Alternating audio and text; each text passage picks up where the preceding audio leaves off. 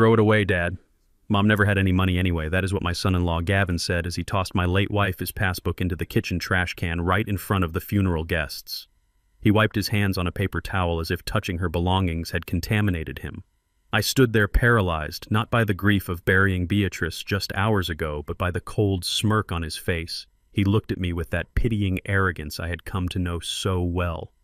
The guests looked away, pretending to inspect their shoes, pretending they did not hear him humiliate a 72-year-old man in his own home. I did not scream. I did not fight. I simply walked over, reached into the garbage, and pulled out the blue book with the taped spine. The next morning, I walked into the bank ready to close the account, expecting to find maybe a few $100s for groceries. Instead, the branch manager turned pale, looked at his computer screen, and then at me with trembling hands. "Please stay right here, Mr. Thorne," he whispered, pressing a silent alarm button. "We need to call the police immediately. I thought I was being arrested. I had no idea I was about to start a war. Before I tell you what was in that book and how it destroyed the people who underestimated us, please tell me in the comments where you are listening from. Hit like and subscribe if you have ever been treated like you were invisible by the people who were supposed to love you. My name is Elijah Thorne, and yesterday I buried the only person who ever truly saw me. Beatrice was not just my wife, she was my spine, my compass, and the only reason I could wake up every morning to face a world that often looked right through men like me. We were married for 48 years. 48 years of packed lunches, shared silence, and the kind of bone-deep tired that comes from working jobs that break your body, but pay just enough to keep the lights on. I worked in logistics, moving crates that weighed more than I did until a steel beam crushed my left leg. In '92, Beatrice cleaned offices, dusting the mahogany desks of men who made more in an hour than she made in a month. We were invisible, the help, the background noise. And apparently to my daughter Maya and her husband Gavin, we were also a charity case. The funeral reception was held at our house, a modest two-bedroom bungalow in a neighborhood that used to be quiet but was now being eaten alive by gentrification. Gavin had insisted on hosting, saying it was the least he could do since he had paid for the casket. He made sure everyone knew it too. Every time a guest offered condolences, Gavin would sigh loudly and say something like, "Well, we wanted to give her a dignified send-off even if Elijah could not afford it." He played the role of the benevolent savior perfectly, holding a glass of scotch that cost more than my monthly medication. I sat in my armchair, the one with the worn velvet upholstery, nursing a cup of lukewarm coffee. My leg was throbbing, a dull ache that always flared up when it rained or when I was angry. Today it was both. The house was filled with people, but I felt completely alone. Maya was in the kitchen arranging trays of store-bought sandwiches. She looked exhausted, her eyes rimmed with red, but every time Gavin snapped his fingers she jumped. She was 35 years old, but around him, she shrank back into a frightened child. I wanted to tell her to stand up straight, to tell him to get his own drink. But I had lost that battle years ago. Gavin was a venture capitalist, or a wealth manager, or some other title that meant he moved money around without ever getting his hands dirty. He was tall, loud, and took up all the oxygen in the room. He had never liked me. He tolerated me, like you tolerate a slow internet connection or a stain on a rug. The incident happened when the last guest was leaving. Aunt Sarah, a woman who had known Beatrice since grade school, handed me a small box of Beatrice's personal effects she had collected from the hospital. It was just a comb, half-used tube of lipstick, and that old blue passbook. I held it in my hands, feeling the texture of the tape where Beatrice had fixed the spine years ago. She had carried this book in her purse every day for as long as I could remember. She never let me see inside it, saying it was her rainy day, fund, her little secret. I respected that. We came from a generation where you allowed your partner their small mysteries. Gavin walked by collecting empty cups. He saw the book in my hands. "What is that?" "Elijah," he asked, not bothering to look me in the eye. "Just Beatrice's bank book," I mumbled, my voice sounding rusty, unused. "I should probably go down to the bank and see if there is enough to cover the hearse." Gavin let out a sharp, cruel laugh. He snatched the book from my trembling hands before I could tighten my grip. He flipped it open, didn't even look at the pages, and scoffed wildly. "Serious, Elijah. This thing looks like it survived the Depression. Mom was a cleaner. She scrubbed toilets. She didn't have a portfolio." He didn't even check the balance. He just walked to the trash can under the sink, stepped on the pedal, and dropped it in. The thud it made against the plastic liner echoed in the sudden silence of the kitchen. Maya froze, mid-wipe.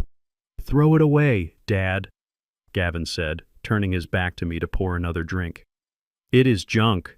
She never had any money anyway. Stop embarrassing yourself, thinking there is a fortune in there. I paid for the funeral, remember? I am the one keeping this ship afloat." The silence that followed was heavy, suffocating. Maya looked at the trash can, then at me, then at the floor. I waited for her to speak, to say, "That was Mom," to say, "Don't do that." But she said nothing. She just scrubbed the counter harder, erasing a stain that was not there. That silence hurt more than Gavin. His laugh. It was the sound of my daughter choosing her oppressor over her father. I stood up. My bad leg protested, shooting a spike of fire up my hip, but I ignored it. I walked over to the trash can. I did not look at Gavin. I did not look at Maya. I reached down past the coffee grounds and the used napkins, and I retrieved the blue book. I wiped the cover off with my sleeve. I put it in the inside pocket of my black funeral suit. Then I walked out of the kitchen, went into my bedroom, and locked the door. I did not cry. Tears are a luxury for men who have someone to comfort them. I sat on the edge of the bed and stared at the wall, listening to Gavin laugh in the other room, talking about his golf swing. The rage started in my chest, a cold, hard knot. It was not a fire. It was ice. It was the realization that to them I was already dead. I was just a ghost, haunting a house they wanted to sell. The next morning, the house was empty. Gavin and Maya had gone back to their condo across town, probably relieved to be away from the smell of old age and grief. I put on my best suit. It was 10 years old and a little tight around the shoulders, but Beatrice had pressed it before she went into the hospital. It still smelled, faintly, of her lavender starch. I took the bus downtown. I could have driven my old truck, but I wanted the time to think, to prepare myself for the humiliation I expected to find maybe $500 in the account, maybe $1,000.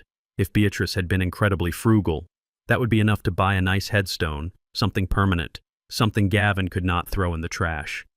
The bank was one of those modern glass fortresses that make you feel small just by walking in. The air conditioning was set to Arctic freezing immediately, chilling the sweat on my back. I limped toward the teller line, clutching the passbook like a shield. The security guard near the door gave me a once-over. His eyes lingered on my scuffed shoes and my limp.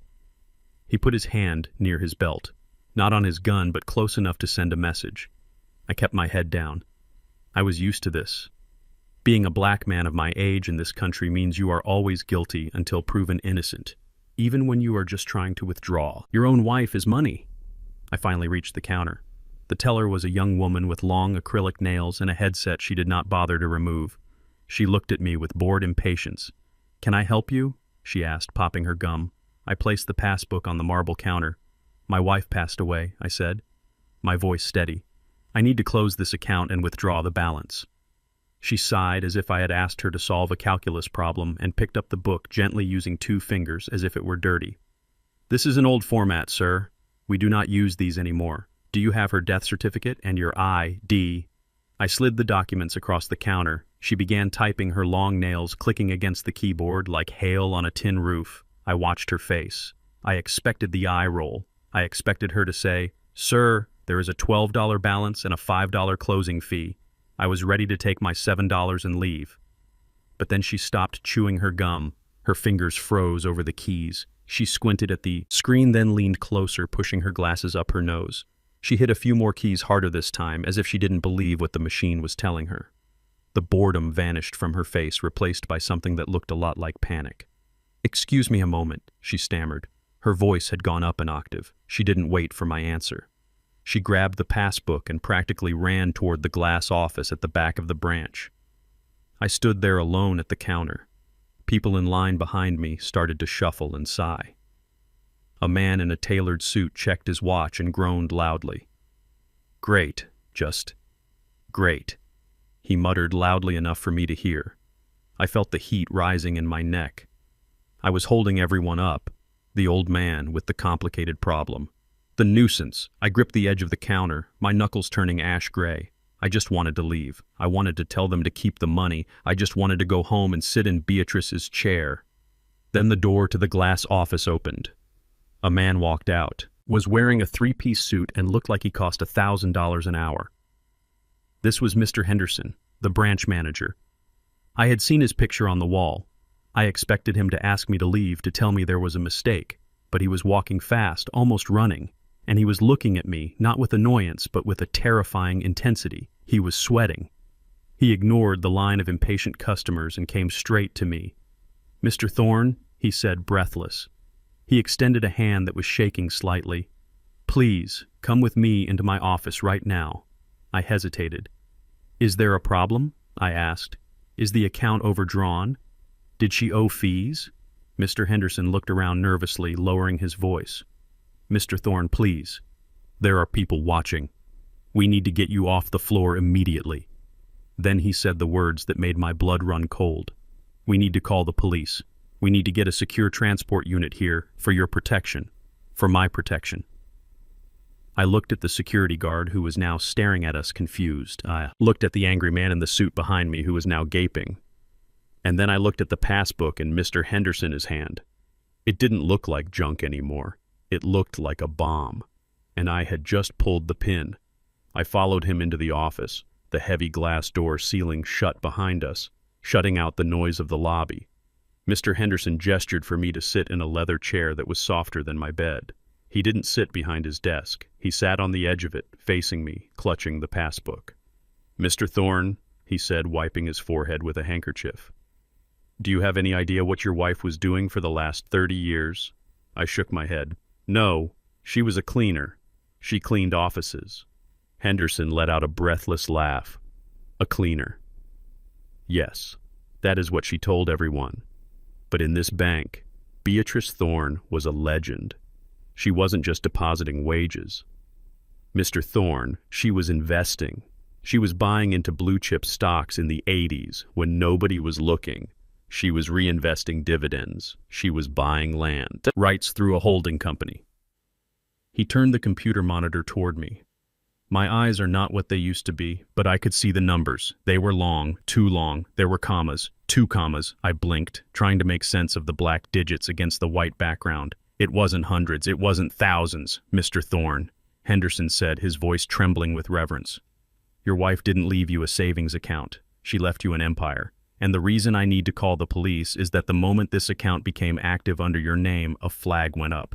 This kind of liquidity attracts attention, and if anyone knows you are walking around with the access codes to this, you are in grave danger." I sat back in the leather chair. The room spun slightly. I thought about the trash can. I thought about Gavin wiping his hands on the paper towel. I thought about him laughing, calling it junk. And then for the first time since Beatrice died, a smile touched my lips.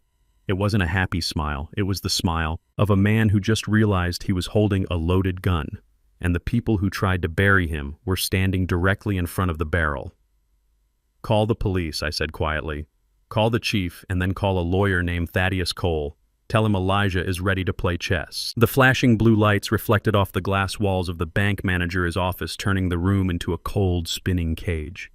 My heart hammered against my ribs, a rhythm I had known since I was a boy growing up on the south side of Chicago. When a black man sees police lights, he does not think of safety, he thinks of survival. I gripped the arms of the leather chair so hard my knuckles turned the color of ash. I thought about Gavin laughing in my kitchen. I thought about Maya turning her back on me. And now I thought about spending my final years in a jail cell accused of fraud simply for trying to claim what was mine. Mr. Henderson, the branch manager, saw the terror in my eyes. He reached out a hand but stopped short of touching me. "Mr. Thorne, please breathe," he said, his voice uncharacteristically soft. "The police are not here for you. They are here for the book." I looked down at the tattered blue passbook lying on his mahogany desk. It looked so small, so insignificant against the polished wood. The tape on the spine was peeling, revealing the cardboard underneath. It smelled of the peppermint candies Beatrice used to keep in her purse. How could something so small require a police escort? Henderson typed a command into his computer, and the heavy steel door of the office clicked unlocked. 2 officers walked in. They were not ordinary beat cops. They wore heavy tactical vests and carried themselves with the seriousness of soldiers guarding a president. One of them nodded to Henderson. "Secure transport is ready, sir." I finally found my voice. It sounded like gravel scraping against concrete. "Am I under arrest?" Henderson looked at me as if I had just asked if the earth was flat. "Mr. Thorne, You are the primary beneficiary of the Beatrice Thorne Blind Trust. The passbook you are holding contains the authorization codes for an account that has been dormant for 12 years, waiting for this exact moment. The balance you saw of $150 was just the annual maintenance fee to keep the ledger active. The real assets are not in this branch. They are held in a secure vault in Switzerland and a holding company in Delaware. This book is the key, and right now walking around with it makes you a walking target. I sank back into the chair. The room felt like it was tilting. Beatrice. My Beatrice. The woman who clipped coupons for canned soup. The woman who darned my socks until they were more thread than wool. The woman who worried about the electric bill every single month. A trust fund. How Henderson saw the confusion on my face, the hurt that was starting to mix with the shock. He sat on the edge of his desk and folded his hands. Mr. Thorne, I have been the manager here for 20 years. I remember the first time your wife came in.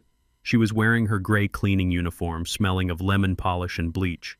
She had a crumpled envelope of cash tips from cleaning the executive suites at the downtown brokerage firms.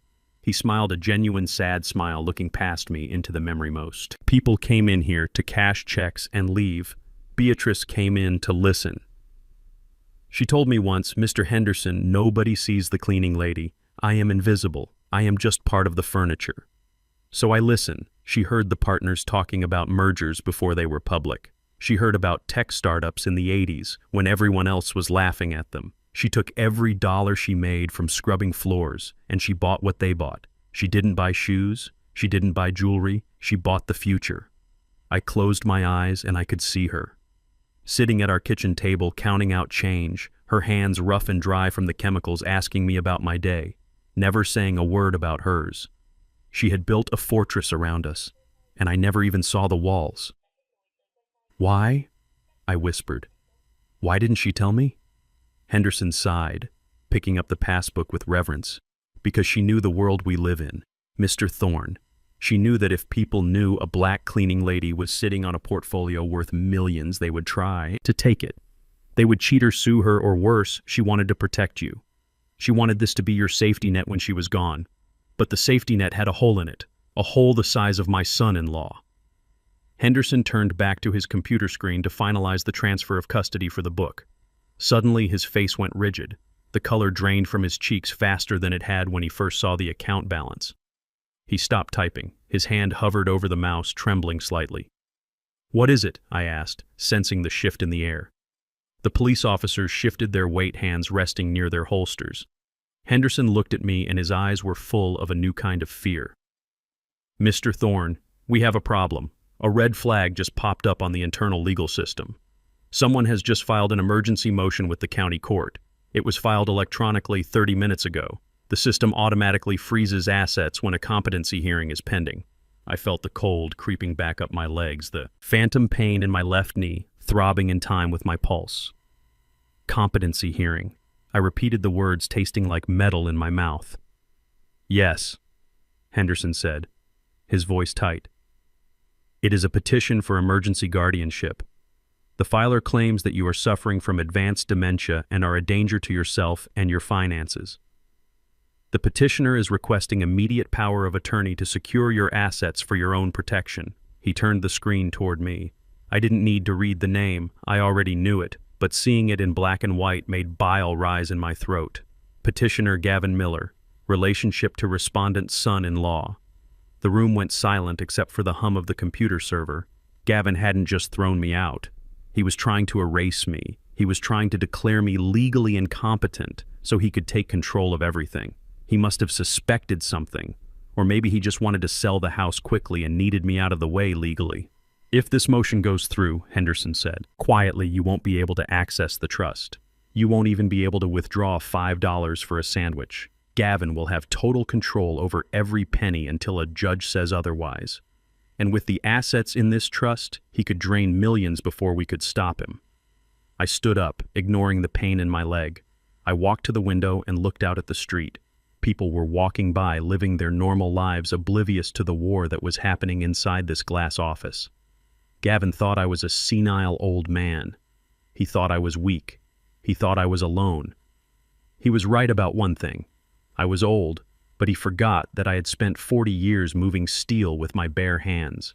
He forgot that I had survived things that would break a man like him in half. I turned back to Henderson and the police officers. My eyes were dry. My hands were steady. "How long do I have?" I asked. Henderson looked at his watch. "Maybe 2 hours before the court order hits our system officially. Once it is in the system, I have to lock you out." I nodded. I reached into my pocket and pulled out my old flip phone. The screen was cracked and the battery was held in with tape. I dialed the number I had not called in 10 years. The number of a man I used to play chess with in the park. A man who had been disbarred once for fighting too dirty and then reinstated because he was too good to lose. Thaddeus Cole. "Thaddeus," I said when he answered, his voice raspy from chain smoking. "It is Elijah. I need you to meet me at the First National Bank. Bring your briefcase. And Thaddeus, bring the Black King. We are not playing for fun today. We are playing for blood." I hung up and looked at Henderson. "Print everything I said. Print the transaction history. Print the original trust document showing Beatrice's signature. And print that petition Gavin just filed. I am going to show my son-in-law exactly what happens when you try to bury a man who is still breathing." The police officer stepped forward. "Sir, we still need to transport the book to the secure facility."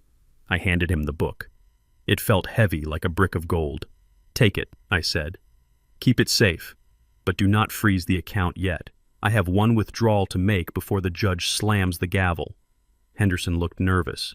"Mr. Thorne, technically the freeze is pending. I could lose my job." I looked him dead in the eye. "Mr. Henderson, my wife cleaned your floors for 30 years. She made you look good. She never asked for anything. Do this for her, not for me, for Beatrice." Henderson swallowed hard, then nodded once. He typed a command, asking for a manager. Override. "How much would you like to withdraw?" "Mr. Thorne, strictly for legal defense purposes." "Of course." I looked at the zeros on the screen. The numbers that represented Beatrice is sweat and silent sacrifice. "I don't want cash," I said. "I want a cashier, is check. Made out to the firm of Thaddeus Cole. And I want you to pay the retainer for the most aggressive private investigator this city has ever seen. I want to know everything about Gavin Miller. I want to know where he goes, who he sees, and what he owes. Because a man who throws his mother-in-law his life savings in the trash has secrets, and I'm going to find them all, as the printer word to life, spitting out the evidence of my wife is genius and my son-in-law is treachery."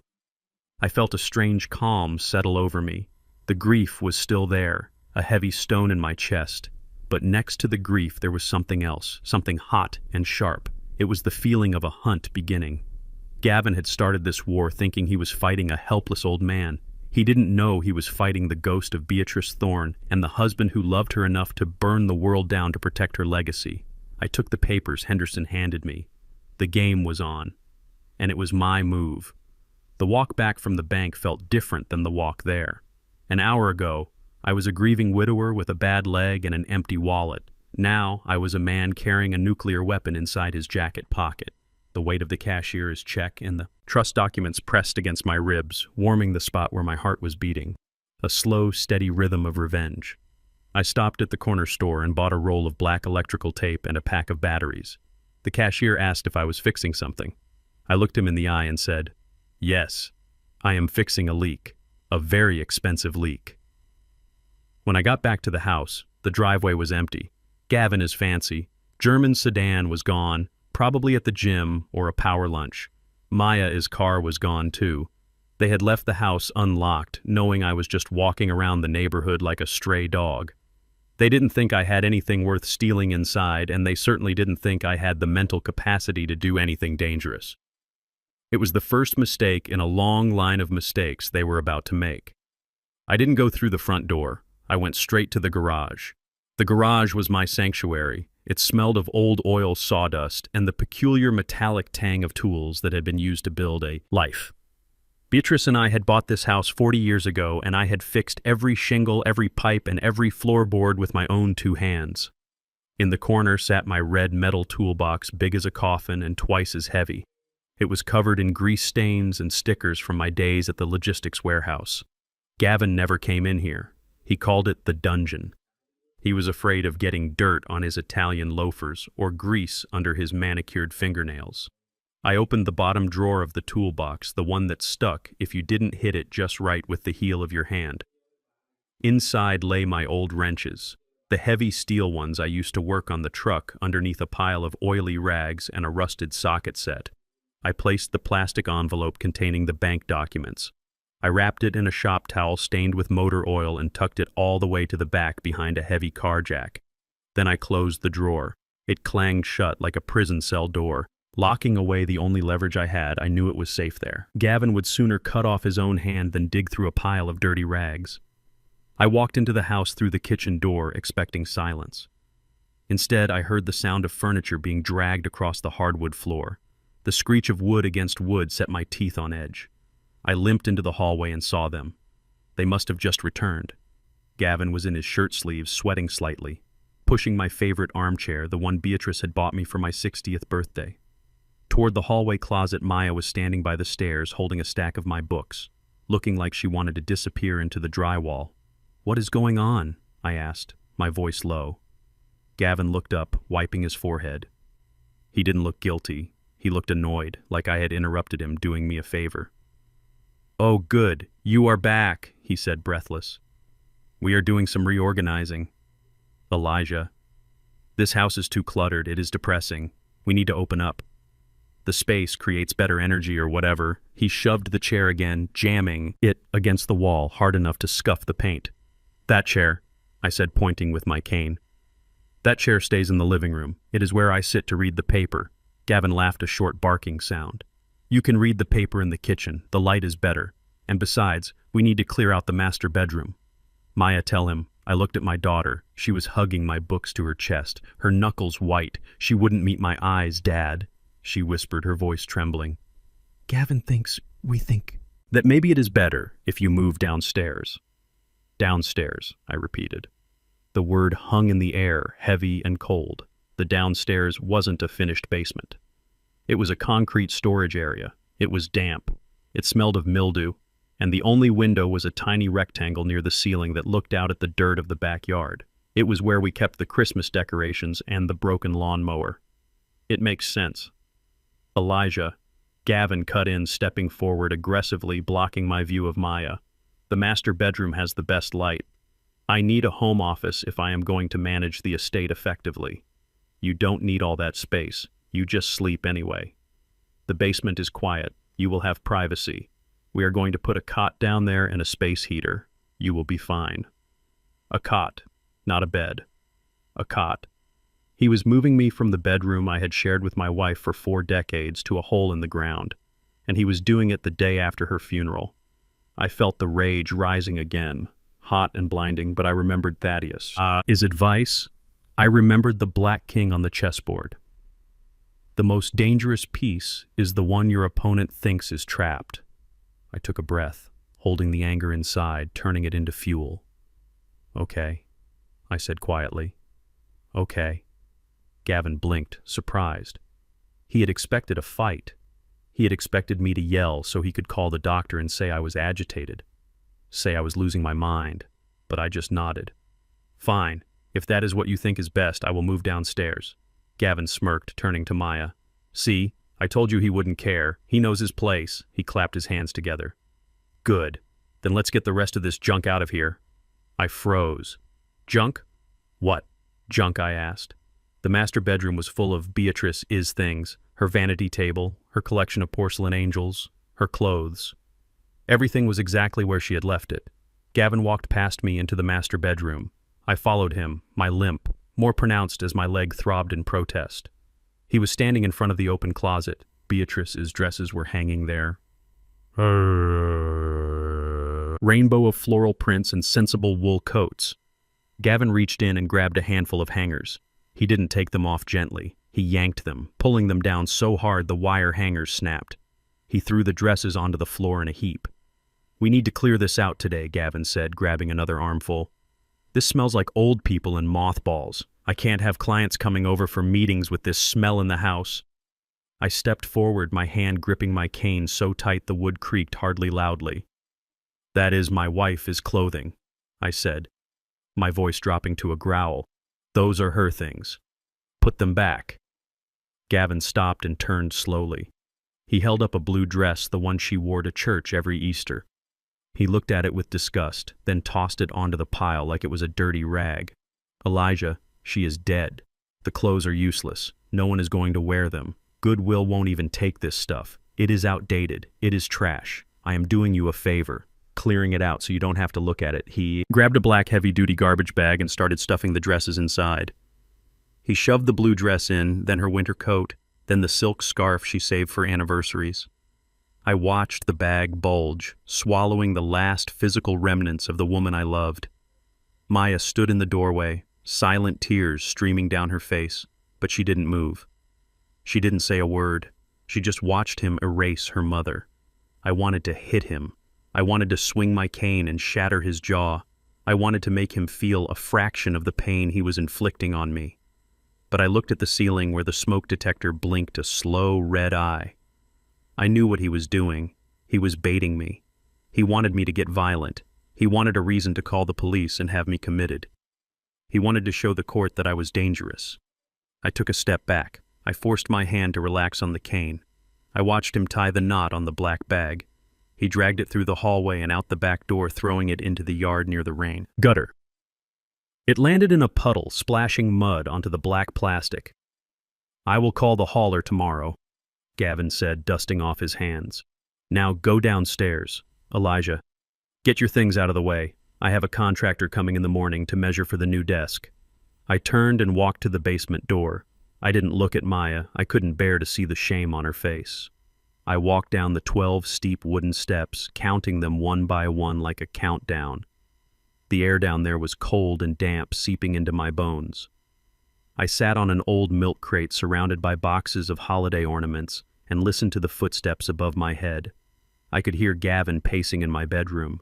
I could hear him laughing on the phone, probably bragging to his friends about how he had taken over the castle. But he forgot that castles have dungeons, and dungeons have secrets. I reached into my pocket and pulled out the cheap digital voice recorder I had bought at the electronics store, along with the batteries I had also bought. 3 small baby monitors intended for nurseries, but perfect for surveillance. I waited until night fell, until the house was quiet. Then I moved silently up the stairs, ignoring the pain in my leg. I slipped into the vents, the air ducts that ran through the old house. Beatrice and I had cleaned these ducts ourselves 10 years ago. I knew exactly where they went. I placed one monitor behind the vent in the master bedroom, one in the kitchen, and one in the living room. I went back down to the basement and put on the headphones. The sound was crystal clear. I could hear Gavin snoring. I could hear Maya weeping softly in the guest room. But tomorrow I would hear more. Tomorrow I would hear his plans, his schemes, and his secrets. He had put me in the basement thinking he was burying me, but he didn't realize he had just put me in the control room. I put the headphones on the crate and stared up at the ceiling cracks. "Go ahead and sleep, Gavin," I whispered to the darkness. "Sleep while you can, because the man in the basement is wide awake, and he is listening to every word you say." Living in the basement of the house I built with my own hands was a special kind of torture. The air down there was heavy with moisture and the smell of unwashed concrete. It seeped into my joints, making my bad leg throb with a constant dull rhythm that kept me awake most nights. But the physical pain was nothing compared to the humiliation of listening to the floorboards creak above my head, knowing that strangers were walking freely in the rooms where I had raised my daughter. But I had a job to do. I was not just an old man banished to the cellar. I was a spy behind enemy lines. For the first few days, I thought I was being clever. I would wait until Gavin left for his office in his shiny German sedan and Maya went to her yoga class. Then I would slip out the back door. I would walk 3 blocks to the public library to use the payphone or meet Thaddeus at the diner on 4th Street. We were building a case brick by brick, getting the trust documents certified, securing the affidavits from the bank manager. I thought I was invisible. I thought Gavin was too arrogant to notice the movements of a man he considered debris. I was wrong. It was a Tuesday afternoon when the trap snapped shut. I had just returned from a meeting with Thaddeus, slipping back through the garden gate, trying to look like I had just been out for fresh air. Gavin was waiting for me at the kitchen door, leaning against the frame with his arms crossed. He wasn't smiling today. He looked like a school principal waiting for a truant student. "Where have you been, Elijah?" he asked, his voice dangerously calm. I gripped my cane tighter. "Just walking," I said, trying to keep the blood moving in this leg. Gavin shook his head slowly, clicking his tongue against his teeth. "You know, Maya worries when you wander off. You are getting forgetful, Dad. You might get lost." He reached out and snatched my old flip phone from my shirt pocket before I could react. "I upgraded you," he said, tossing my phone onto the counter. It bounced and slid toward the sink. "You don't need that piece of junk anymore." He pulled a brand new smartphone from his pocket. It was sleek, expensive, and completely locked down. "I set this up for you. It has a GPS tracker active 24/7. It is for your safety. Dad, if you leave a 2-block radius of this house, I get an alert on my watch. If you stay still for too long, I get an alert. So no more long walks." "Okay, we wouldn't want to have to call the police to find you." He handed me the phone. It felt like a shackle. He had put a digital leash on me. I wanted to throw it through the window. But I remembered the long game. I remembered Thaddeus saying, "Patience is a weapon." So I took the phone and muttered a thank you, behaving exactly like the confused old man he wanted me to be. Gavin patted my shoulder, a touch that felt more like a shove, and said, "Good. Now go wash up. We have guests coming tonight, and I need you to make yourself useful." Didn't understand what he meant by useful until an hour later, Maya came down to the basement holding a white jacket. It was a server jacket, the kind waiters wear in high-end steakhouses, stiff and humiliatingly formal. "Gavin fired the catering staff," she said, looking at her shoes. "He said it was too late to book anyone else. He wants you to help with the wine." I looked at my daughter, at the shame burning in her cheeks. She knew this was wrong. She knew that asking her 72-year-old father, a man who had broken his back in a steel mill, to put on a uniform and serve her husband as friends was a level of disrespect that bordered on evil. But she was too afraid of losing the lifestyle he provided to say no. I took the jacket. My hands didn't shake. I put it on, buttoning it slowly, watching her eyes fill with tears. She turned and ran back upstairs, unable to look at me. The dinner party was a gathering of sharks. 6 men and women from Gavin, his venture capital firm, sat around my dining table, laughing loudly, drinking wine that cost more than my monthly pension. I stood in the corner holding a bottle of Cabernet, my legs screaming in protest. The guests were young, wealthy, and completely indifferent to the elderly black man standing in the shadows waiting to refill their glasses. Gavin sat at the head of the table in my chair. Looked like a king holding court, talking about market disruptions and liquidity events, when I moved forward to pour wine for a woman with icy blonde hair. Gavin stopped talking and gestured toward me. "Oh, don't mind Elijah," he said loudly, his voice dripping with false benevolence. "This is my father-in-law. We take care of him. He gets a little confused, sometimes needs structure. So we give him little jobs to make him feel part of the family." "Right, Elijah." The table went quiet. The guests looked at me, then at Gavin, seeing the cruelty beneath the joke. But nobody said anything. They just smiled, polite, tight smiles, and went back to eating their steak. I poured the wine, not spilling a drop. I caught Gavin's eye. He was waiting for me to break. He was waiting for me to throw the bottle, to scream, to prove I was unstable. But I gave him nothing. I was a stone. I was a statue.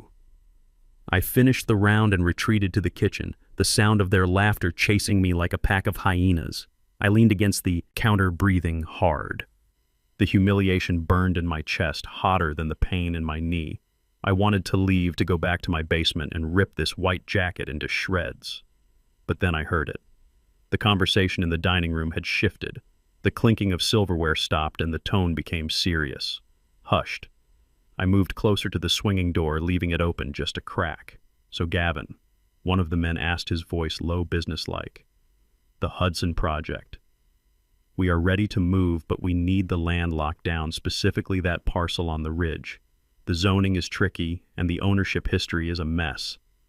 Are you sure you can deliver the title?" I held my breath. The ridge. He was talking about the 10 acres Beatrice had bought in 1992. It was just scrubland then, rocks and weeds, but she had seen something in it. She had said, "Elijah, one day, the city will grow out that way and this dirt will be gold." We had never built on it. We had kept it waiting for the right time. I heard the sound of a chair scraping back. Gavin was standing up, likely pouring himself more brandy. "Don't worry about the title," he said, and I could hear the smirk in his voice. The land is as good as sold. The deed is in the old man's name technically, but I handled it. How, the woman asked. Did you get him to sell? I thought you said he was difficult. Gavin laughed softly, a sound that made my skin crawl. Difficult. Yes. Senile. Also yes. Last week I told him he needed to sign some medical release forms for his insurance updates, for his hip surgery paperwork. Tons of fine print. He didn't read a word of it. He just signed where I pointed.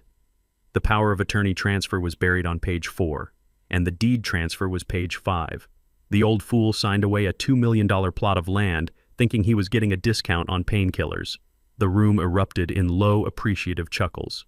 Ruthless Gavin, the man said. That is why we partner with you, but is it airtight? If he wakes up and realizes what happened, Gavin interrupted him. He won't wake up.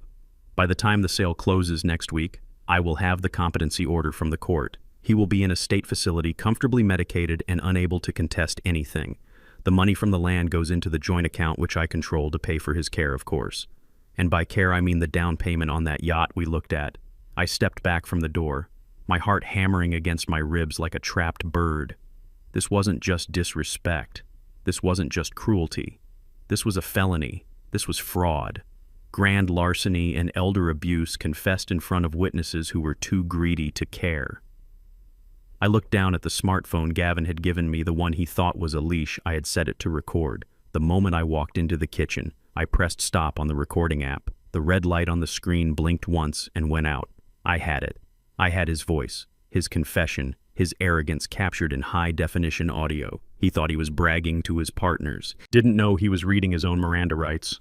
I took off the white jacket, folding it neatly and placing it on the counter. I didn't go back out to clear the dessert plates. Let them sit in their own mess. I walked to the basement door, my limp suddenly less painful. The adrenaline was doing its work. I went down into the dark, cool silence of the cellar. I sat on my cot and took out the burner phone I had hidden inside a hollowed-out book, a backup Thaddeus had insisted on. I dialed the lawyer's number. It was late, but I knew he would be awake.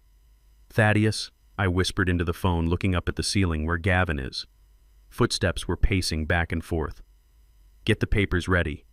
Not just the lawsuit, the criminal complaint. He just confessed to forging my signature on the land deed, and Thaddeus, call the bank. Tell them to block any transaction related to the Ridge property. I hung up and lay back on the cot, staring at the dust motes dancing in the beam of the street lamp coming through the high window. Upstairs, Gavin was probably toasting his genius. He was celebrating the yacht he was going to buy with my wife, Is Vision. He thought he had won. He thought the game was over. But as I closed my eyes, I smiled. The game hadn't even started yet. He had taken my queen when he threw away Beatrice's book. He had tried to take my castle when he moved me to the basement. But he forgot that in chess, a pawn that makes it across the board can become anything it wants. And I was about to become his worst nightmare. The neon sign of Sal is. Diner flickered with a buzzing sound that matched the anxious humming in my chest.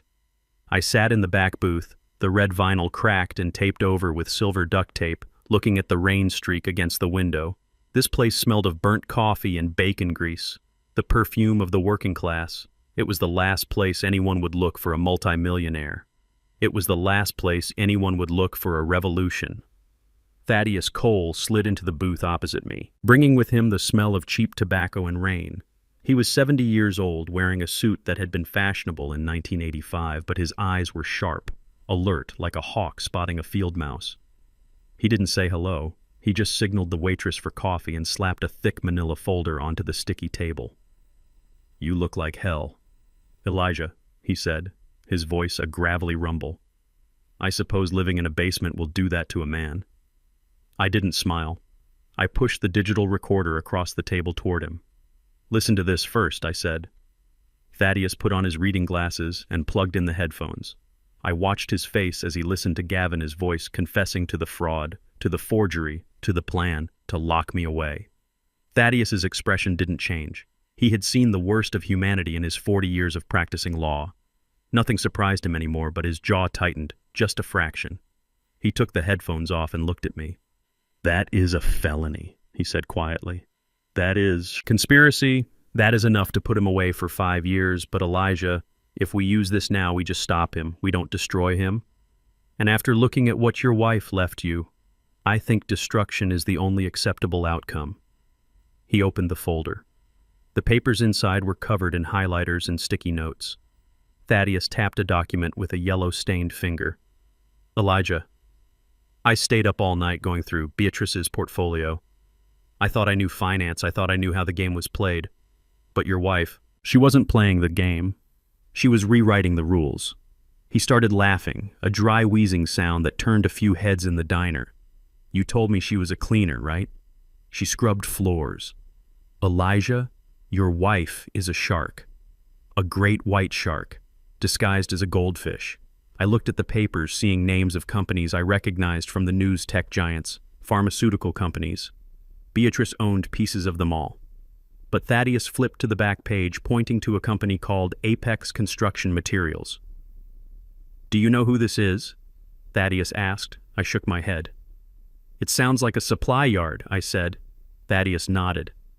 "It is the biggest supply yard in the state. They supply steel, concrete, and lumber to every major developer in the city. And do you know who their biggest client is right now?" I felt a chill run down my spine. "Gavin," I whispered.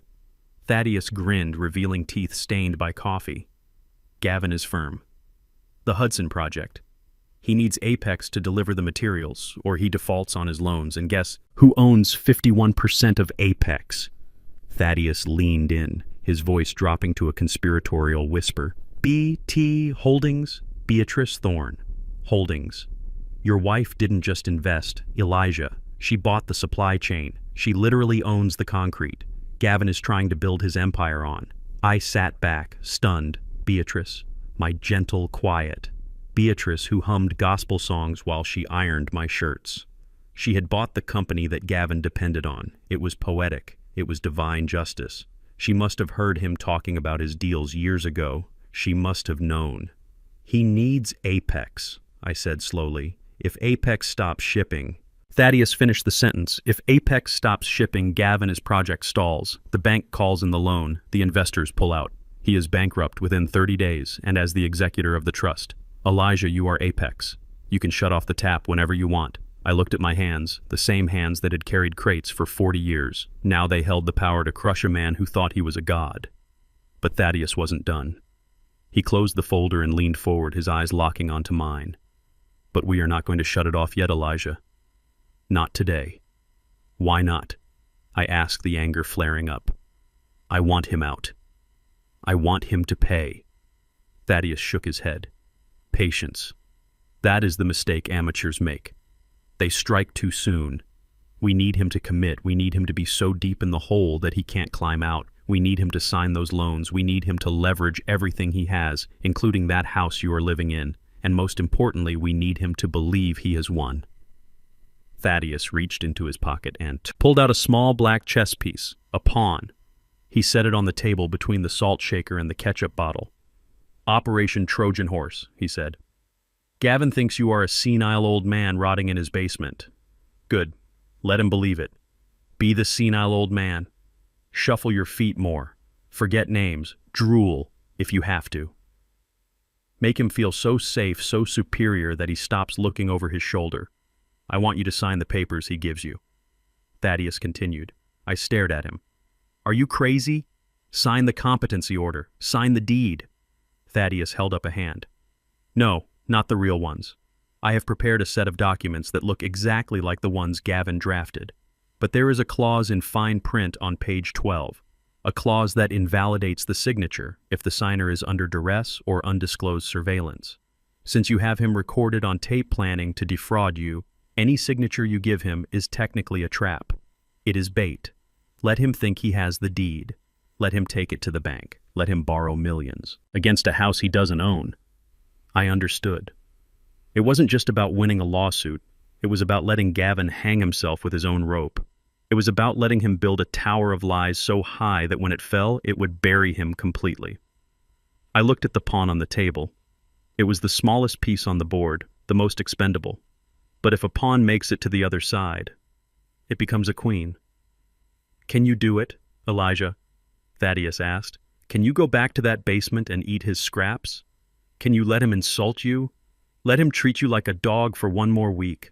I thought about the way Gavin had thrown Beatrice's dress into the mud. I thought about Maya turning her face away in shame.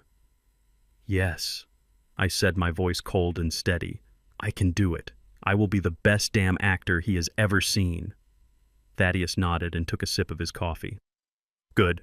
Because the board meeting for Apex is in 10 days, we are going to make sure you have a seat at the head of the table, and I want to see the look on his face when the supplier he is screaming at turns out to be his father-in-law. We spent the next hour going over the details. Thaddeus coached me on what to say, what not to say.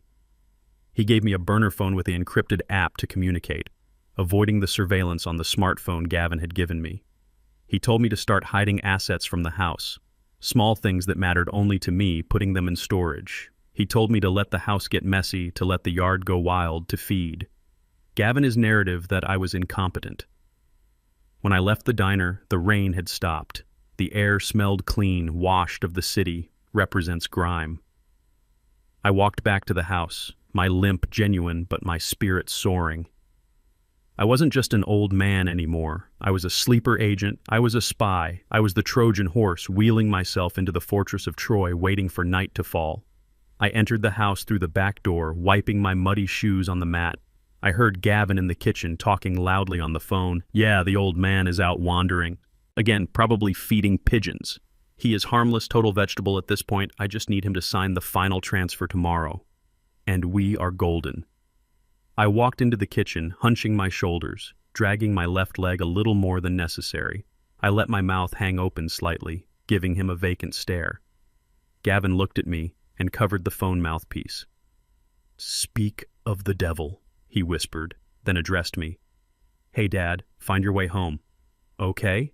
I nodded slowly, blinking like I was processing the words through a fog.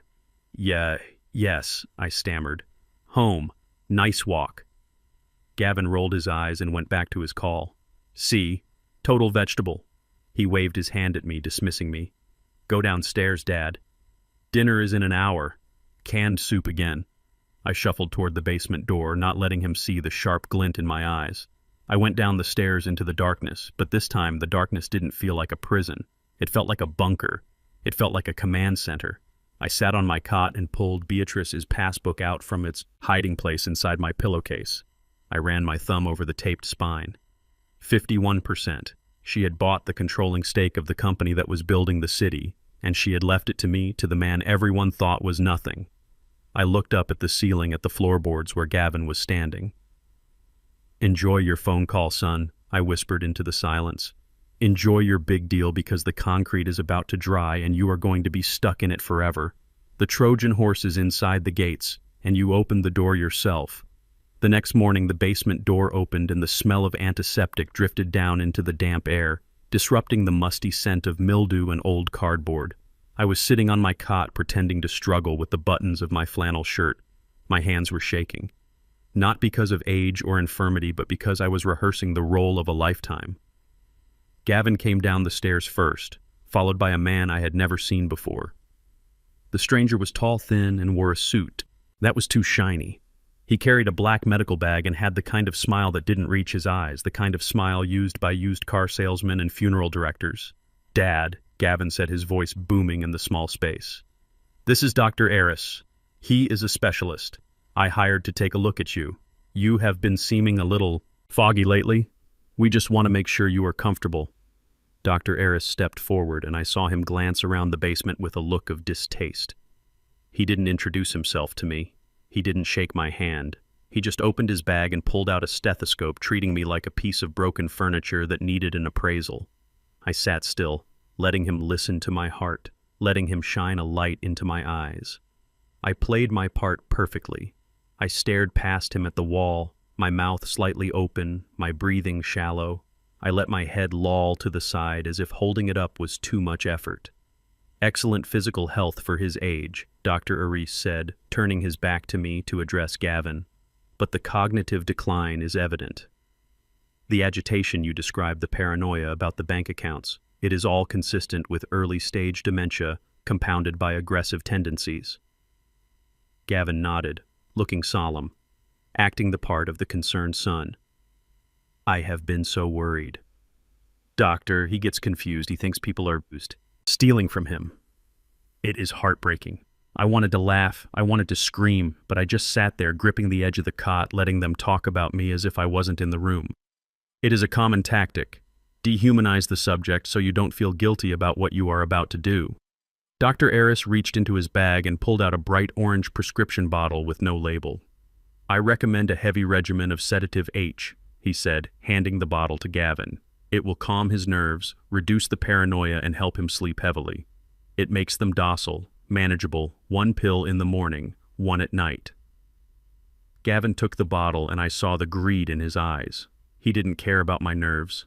He cared about the word docile. He wanted me asleep while he dismantled my life. He wanted me confused so that when the lawyers came or the notary arrived, I would just be a drooling mess in the corner, nodding at whatever piece of paper was placed in front of me. Right now, Dad, Gavin said, unscrewing the cap, shaking out a small round white pill. Take this. It will help you relax. He poured a glass of water from the jug I kept on the crate and held it out to me. I looked at the pill in his palm. It looked innocent enough, just a small circle of compressed powder, but I knew what it was. Thaddeus had warned me. Chemical restraints. They call it medical care, but it is really a chemical lobotomy. I reached out my hand, trembling intentionally. I took the pill. Gavin watched me like a hawk. I put the pill in my mouth and immediately tucked it under my tongue, pushing it deep into the soft tissue near my molars. I took a sip of water and swallowed loudly, exaggerating the gulp. Gavin watched my throat move. Good, he said, patting me on the head like a dog. See. That wasn't so hard, was it? They left the basement, locking the door behind them. The moment I heard the click of the latch, I spat the pill into my hand. It was bitter, starting to dissolve, but still intact. I wrapped it in a piece of tissue and shoved it deep into a crack in the brick wall. Later, I would give it to Thaddeus for analysis, but now I had a bigger problem. Gavin had the bottle, and he would be back tonight to dose me again. I needed to make the swap. Thaddeus had given me a small tin of breath mints, sugar-free, white and round. They looked exactly like the poison Dr. Eris had prescribed. I waited until I heard the garage door open, signaling that Gavin had left for work. Maya was upstairs, probably in the shower, crying or drinking wine to numb her own guilt. I moved quickly, ignoring the ache in my leg. I went up the stairs and into the kitchen. The orange bottle was sitting on the counter right next to the coffee maker. Arrogance. Gavin was so sure of his control, he didn't even hide the evidence. I opened the bottle and dumped the sedatives into a plastic baggie I had in my pocket. Then I filled the bottle with the breath mints Thaddeus had provided. I screwed the cap back on and placed it exactly where it had been. I was about to turn back to the basement when I saw it. Gavin's laptop. It was sitting on the dining room table, humming slightly. The blue light of the power button pulsed like a heartbeat. He had forgotten it, or maybe he had just left it there because he thought I was too stupid to know how to use it. This was my chance. Thaddeus needed proof of the Apex deal. He needed the emails showing Gavin was leveraging the house. I walked over to the table. My heart was hammering against my ribs. I opened the lid. The screen came to life, asking for a password. I didn't know it, but I didn't need to.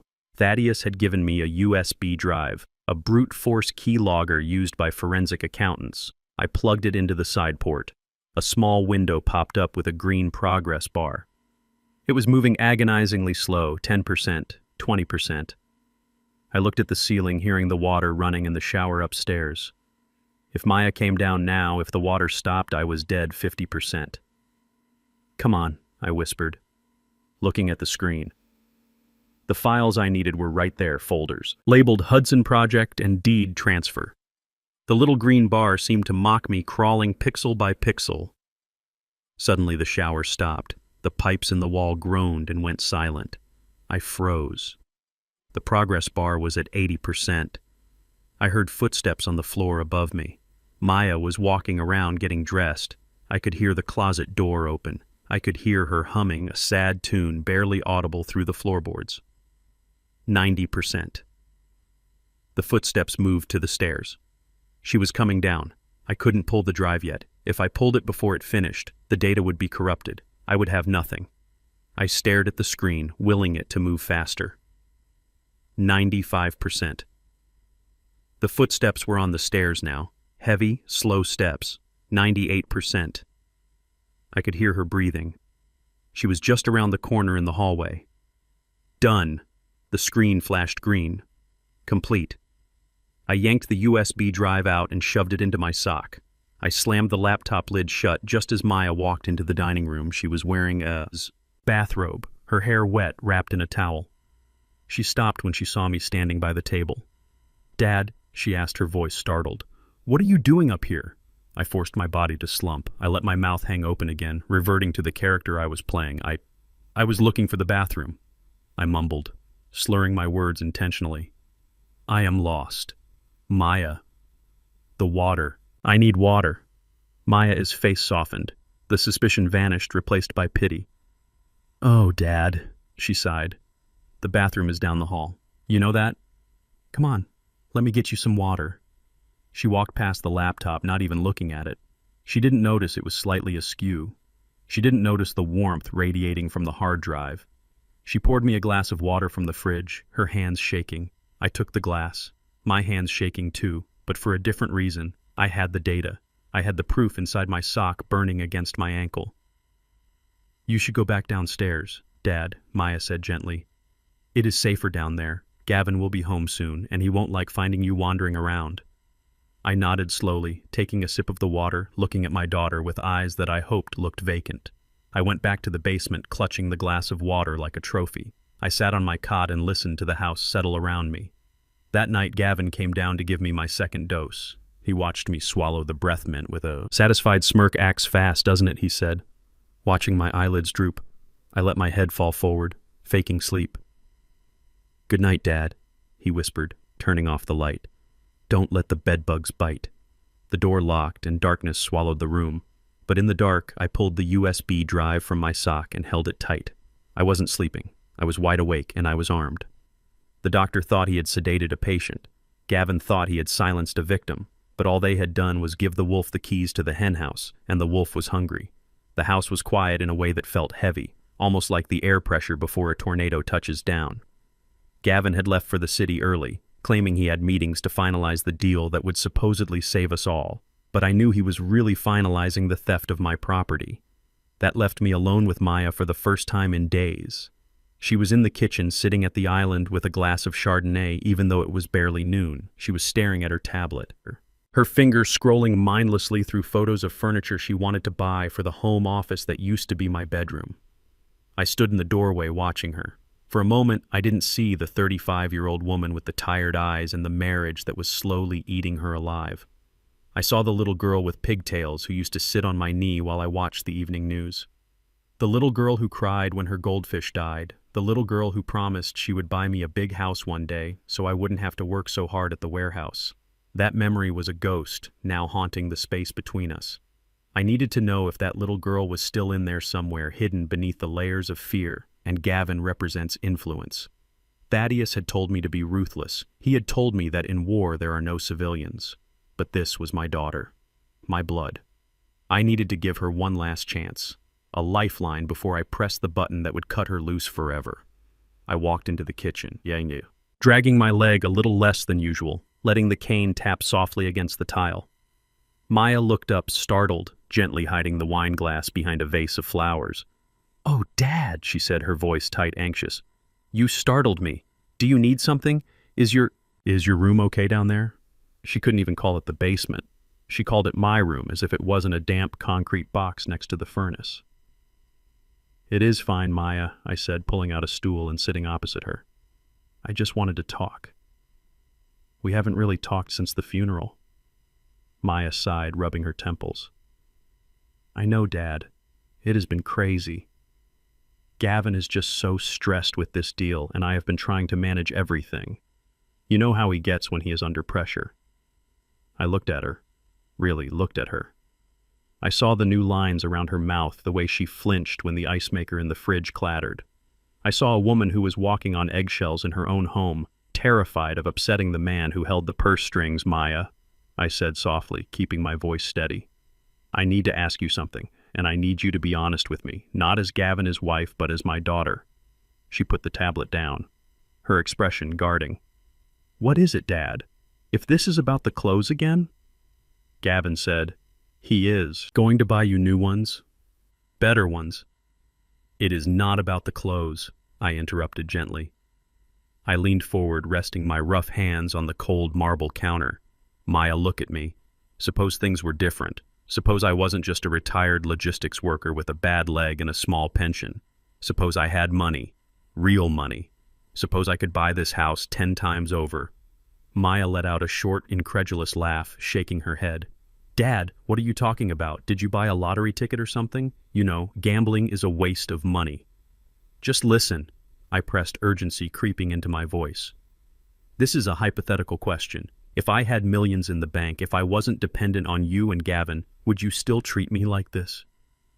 Would I still be sleeping in the basement? Would Gavin still talk to me like I am a dog? Maya stopped laughing. She looked at me, and for a second, I saw a flicker of something in her eyes. Was it shame? Was it realization? But then the shadow of Gavin fell over her mind just as surely, as if he were standing in the room. Her face hardened. The softness vanished, replaced by the cold, pragmatic mask she wore to survive her marriage. Dad, stop, she said, her voice sharp, cutting through the air like a knife. You are living in a fantasy world. This is exactly what Dr. Eris was talking about. You are having delusions of grandeur. You don't have money. You never had money. Mom never had money. You were working-class people who scraped by, and that is fine. There is no shame in that, but stop pretending you are something you are not, because it makes you look pathetic. The word hung in the air. Pathetic. My own daughter. The child. I had carried on my shoulders when she was too tired to walk, looked at me and saw nothing but a pathetic old man. I am not asking about the money. Maya, I said, my voice dropping to a whisper, I am asking about my worth as a human being, as your father. If I had nothing to offer you but my love, would that be enough to keep me out of the basement? Maya picked up her wine glass and took a long swallow, draining it. She slammed the glass down a little too hard. Dad, you are being dramatic. You are a burden. Okay, there, I said it. You are a burden. You have medical bills, you have special needs, you repeat yourself, you take up space. Gavin is a saint for taking you in. Most men in his position would have put you in a state home weeks ago. He is letting you live here out of the goodness of his heart. And instead of being grateful, you sit here asking hypothetical questions about millions of dollars you don't have. She stood up, grabbing the tablet, hugging it to her chest like a shield. You need to wake up, Dad. This is reality. You have nothing. And because you have nothing, you don't get to make the rules. You don't get to demand the master bedroom. You take what you are given and you say, thank you. Now please go back downstairs. I have things to do.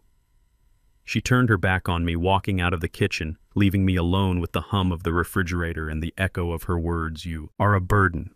Gavin is a saint. I sat there for a long time, staring at the empty wine glass. I didn't feel anger. Not anymore. Anger is hot, fiery. It burns you up. What I felt was cold. It was the absolute zero of a relationship dying. The last thread of hope I had held on to the belief that my daughter was just a victim in this had just snapped. She wasn't just a victim. She was a collaborator. She had chosen her side. She judged people by their utility, by their bank accounts, just like Gavin did. And in her eyes, I was bankrupt in every way that mattered. I stood up slowly, leaning heavily on my cane.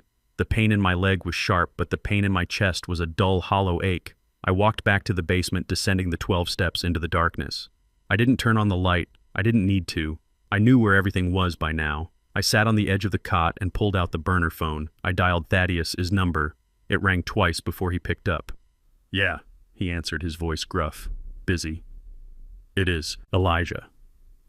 I said, my voice sounded strange even to my own ears. Flat dead. Did you get the evidence? Thaddeus asked. I got more than that. I said I got the answer I was looking for. Thaddeus pulled the trust documents, the secondary beneficiary list. There was a pause on the line. Elijah, are you sure? Once we do this, there is no going back. If something happens to you, the money goes to the charity immediately. Maya gets nothing. Not a cent. Not even the house. I closed my eyes and saw the little girl with the pigtails one last time. Then I opened them and saw the woman who had just called me. Pathetic. Do it, I said coldly. Remove her name. Strike it from every policy, every account, every deed. She made her choice. Thaddeus. She thinks I am a burden, so I am going to remove the weight of my inheritance from her shoulders. She wants to live in reality. Let her live in the reality she created. I understand, Thaddeus said, his voice softening slightly. I will file the amendment today. It will be effective by midnight. Thank you, I whispered. I hung up the phone and lay back on the thin mattress, pulling the scratchy wool blanket up to my chin. Upstairs, I heard music start to play. Maya was playing jazz loud, probably to drown out the silence, to drown out the memory of our conversation. She was drinking her wine, looking at expensive furniture, dreaming of a life paid for by the sale of my dignity. She didn't know it yet, but she had just disinherited herself. She had traded a fortune for a cruel remark. She had traded a father, is love for a husband, is approval. And when the dust settled, when the truth came out, she would be the one standing in the ruins, wondering where it all went wrong. I closed my eyes, but I didn't sleep. I lay there in the dark, mourning the daughter who was still alive but who was dead to me. The grief was terrible, but the clarity was absolute. The test was over, and Maya had failed. The sound of a pen scratching against paper is usually innocuous. It is the sound of a grocery list being written or a birthday card being signed. But sitting in the shadows of the hallway listening to Gavin in the dining room, that scratching sound was violent. It sounded like a knife carving through the history of my family. I peered through the crack in the doorframe, my breath held tight in my chest. Gavin was sitting at the head of the table, the spot where I used to carve the turkey every Thanksgiving. Spread out before him were stacks of legal documents, heavy bond paper that smelled of toner and treachery. He wasn't reading them. He was signing them, rapidly, efficiently, and he wasn't signing his name. He was signing mine. I watched my son-in-law practice the signature one last time on a scrap piece of paper. He held it up to the light, comparing it to an old check of mine he had fished out of a drawer. He smiled, a cold, satisfied smile that didn't reach his eyes. Then he bent over the deed of sale, the document that would transfer the title of the house Beatrice and I had bought 40 years ago to a holding company he controlled. He pressed the pen down and wrote, Elijah Thorne, with a flourish. He didn't just forge a signature. He stole an identity. He stole my name to sell my sanctuary. I wanted to burst into the room. I wanted to tear the paper from his hands and wrap my cane around his neck. The rage was a physical thing, a hot iron in my stomach. But I froze, listening to the voice of Thaddeus in my head saying, Wait, Elijah, wait for the money. If you stop him now, it is just attempted fraud. Let him finish. Let him take the cash. The next afternoon, the invasion began. Gavin had told me to go sit in the backyard to stay out of the way because he had important clients coming. He told me not to speak to anyone, to just sit on the bench near the hydrangeas and look at the birds like a good little invalid. I sat there wearing my old cardigan, feeling the wind bite through the wool, watching the back door. At 2 o'clock, a black luxury SUV pulled into the driveway. A couple stepped out. They were young, polished, and radiated the kind of casual wealth that comes from never having to worry about the price of milk. The man was wearing a suit that cost more than my first car, and the woman was holding a purse that looked like it was made of butter-soft leather. They walked around the side of the house, inspecting the siding, pointing at the windows Beatrice and I had installed ourselves to save money on labor. I heard the woman, his voice drifting over the fence, loud and critical. The structure is charming in a vintage sort of way, she said, wrinkling her nose. But the layout is archaic. We would have to gut the whole first floor, knock down these walls, open it up. It feels so cramped. Gavin walked out to meet them, his smile stretching so wide it looked painful. Oh, absolutely, he said, his voice dripping with charm. It is a complete teardown on the inside. The bones are good, but the aesthetic is stuck in the 70s. My father-in-law...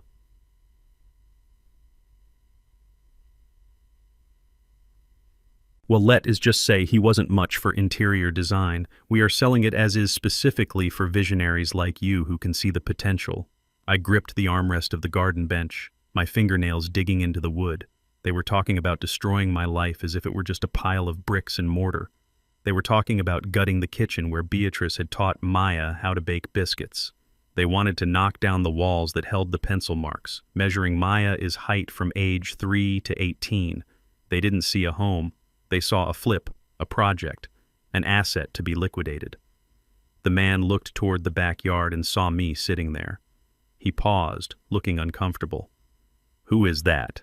he asked, pointing a manicured finger. Gavin laughed, waving a dismissive hand. "Oh, that is just Elijah. He comes with the house for now. Just kidding. He is moving to a facility next week. Don't worry about him. He is in his own world. Hardly knows what day it is." The woman looked at me with a mixture of pity and disgust. "Well, as long as he is out before we close," she said, "I don't want any complications. We can close as soon as the wire hits. Gavin promised I have the power of attorney signed and notarized. The title is clean. We are ready to move fast if you are." I sat there and let them talk about me like I was a piece of broken yard furniture. I let them discuss tearing down my home.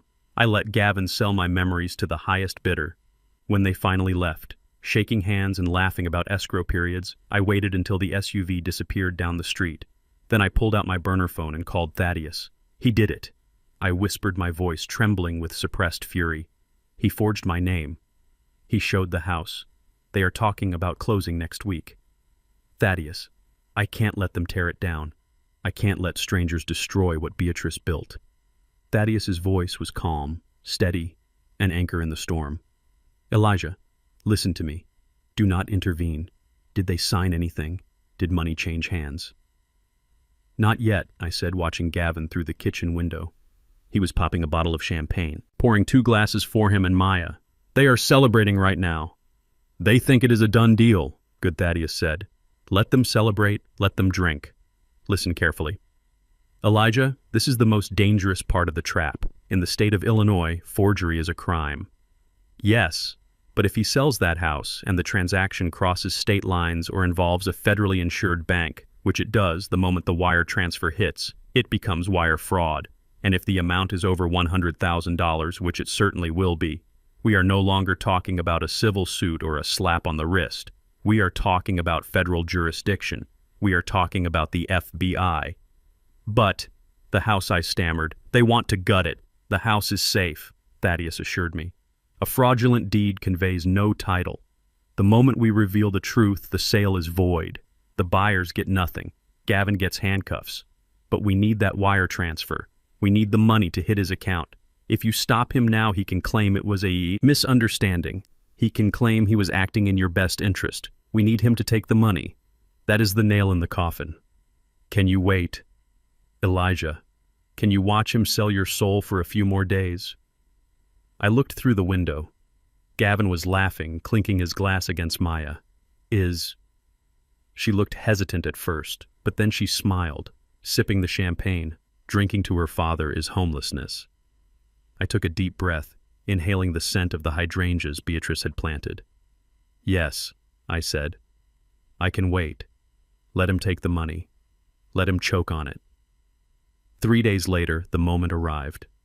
The house was quiet. Gavin was pacing the living room, his phone in his hand, checking his banking app every 30 seconds. He was wearing his lucky tie, expecting the windfall that would save his failing business and fund his lavish lifestyle. I was sitting in the corner pretending to read a newspaper from 3 days ago. Suddenly, his phone pinged. A loud, cheerful chime that echoed in the silent room. Gavin stopped pacing, looked at the screen, and his knees almost buckled. He let out a shout of pure, unadulterated greed. Yes, he yelled, punching the air. Yes, done. It is done! Maya ran in from the kitchen, wiping her hands on a dish towel. Did it go through? She asked, her eyes wide. $150,000 earnest money, Gavin crowed, showing her the screen. And the rest follows at closing, in 10 days. We are rich, baby. We are back. The cash is in the account. He grabbed Maya and spun her around, laughing hysterically. Then he turned to me, his eyes shining with a manic light. Hey, Elijah, guess what? Good news, I just sold the house. We are going to be moving you to that nice facility sooner than we thought. You should be happy, Dad. I got a great price for this dump. I lowered the newspaper slowly. I looked at the man who had just committed a federal crime in front of me. I looked at the son-in-law who had sold my roof over my head for a wire transfer. I didn't scream, I didn't cry. I forced my lips into a tremulous, confused smile, that is. Nice, Gavin, I mumbled, playing the fool one last time. Will, I have a window in the new place. Gavin laughed, patting my cheek with a condescending smack. Sure, Dad, you will have a window. You will have a view of the parking lot. Now, if you will excuse us, we are going out to dinner to celebrate real food, steak and lobster. There is some leftover mac and cheese in the fridge for you. Don't wait up." They left an hour later, dressed in their finest clothes, leaving me alone in the house they thought they had sold. I walked to the window and watched their car taillights fade into the distance. Then I walked to the kitchen and picked up the phone. Not the burner phone. The landline. I dialed Thaddeus. "The wire hit," I said quietly. $150,000. He confirmed it. He is celebrating. Thaddeus's voice was grim and satisfied. "Got it. I am looking at the transaction record on the bank server right now. It is flagged. The trap is sprung. Elijah, do not sleep tonight. Pack your things. Get the files. From the garage tomorrow morning, we are not going to the park. We are going to the board meeting of Apex Construction, and after that we are going to the district attorney." I hung up the phone and looked around the kitchen. It didn't look like a teardown to me. It looked like a fortress, and the enemy had just walked right into the dungeon and locked the door behind him. Gavin thought he had just made the deal of a lifetime. He didn't realize he had just sold his freedom for a deposit on a prison cell. I went to the fridge and took out the mac and cheese. I ate it cold, standing up. It was the best meal I had tasted in years because it tasted like justice. The storm broke over the city just after sunset, a violent, brooding tempest that rattled the window panes of the house I had built. The sky turned the color of a bruised plum, and the wind howled through the eaves like a mourning ghost. It was fitting, really. The weather always seems to know when a tragedy is about to happen. Inside the house, the air was thick with a different kind of pressure. Gavin was drunk on expensive scotch, but mostly drunk on the power of the wire transfer that sat in his bank account. He paced the living room with a manic energy, his eyes darting around the space he believed he had just conquered. I was sitting in the kitchen eating a sandwich of dry bread and cheese, listening to the thunder roll. Maya was upstairs packing boxes, pretending to be busy so she wouldn't have to look at me. We were in a holding pattern, waiting for the inevitable eviction that Gavin had promised would happen next week. But Gavin, being Gavin, decided that next week was too far away. He needed to flex his muscle now. He needed to clear the debris from his construction site, and I was the debris. He walked into the kitchen, the smell of alcohol preceding him like a warning flare. He stopped in the doorway, leaning against the frame, watching me chew. He didn't say anything at first. He just watched me with a look of pure, unadulterated loathing. It wasn't just that I was old, or that I was in his way. It was that I existed. My very presence reminded him that he was a parasite living in a host body. "You know, Elijah," he said, his voice slurring slightly. "You really embarrassed me today with the buyers. You just sat there staring like a zombie. It was creepy. My clients were uncomfortable. They asked if you were dangerous." I put the sandwich down slowly. I didn't look at him. I looked at the rain lashing against the glass. I didn't say a word to anyone. "Gavin," I said quietly, "I did exactly what you told me to do. I sat on the bench." "That is the problem," Gavin snapped, pushing off the doorframe and stumbling into the room. "You exist. You sit there looking pathetic, dragging that leg around, making the house smell like failure. We can't have you here anymore. Not even for another week. The buyers want to do a final walkthrough tomorrow morning, and I won't have you haunting the hallways, scaring them off." He slammed his hand onto the table, making my plate jump. "You are leaving. Tonight." I looked up at him. Then my eyes met his, and I saw the darkness there. It was the darkness of a man who has sold his soul and is terrified that someone might ask for a refund. "Tonight," I repeated calmly, coldly. "It is storming, Gavin. Where do you expect me to go?" "I don't care," Gavin spat. He reached into his pocket and pulled out a wad of cash, peeling off $200 and throwing them onto the table. The bills fluttered down, landing in my half-eaten sandwich. "Go to a motel. Go to a shelter. Go to hell for all I care. Just get out of my house." "Your house," I asked, the words slipping out before I could stop them. "My house," Gavin screamed, his face turning a blotchy red. "The deed is signed. The money is in the bank. It is my house. And I have the right to evict trespassers. And that is what you are. Elijah, a trespasser. You have no rights here anymore." Maya ran into the room, drawn by the shouting. She stood by the fridge, her hands covering her mouth, her eyes wide with terror. "Gavin, stop!" she pleaded. "It is pouring rain. You can't throw him out in this. He is 72 years old. Gavin whirled on her, his hand raised, and for a second I thought he was going to strike her. "Shut up, Maya," he roared. "You are always defending him. He is a leech. He has been bleeding us dry for years, eating our food, taking up our space. Well, the ride is over. I am the man of this house, and I say he goes." He turned back to me and grabbed my arm, his fingers digging into my bicep. "Get your things.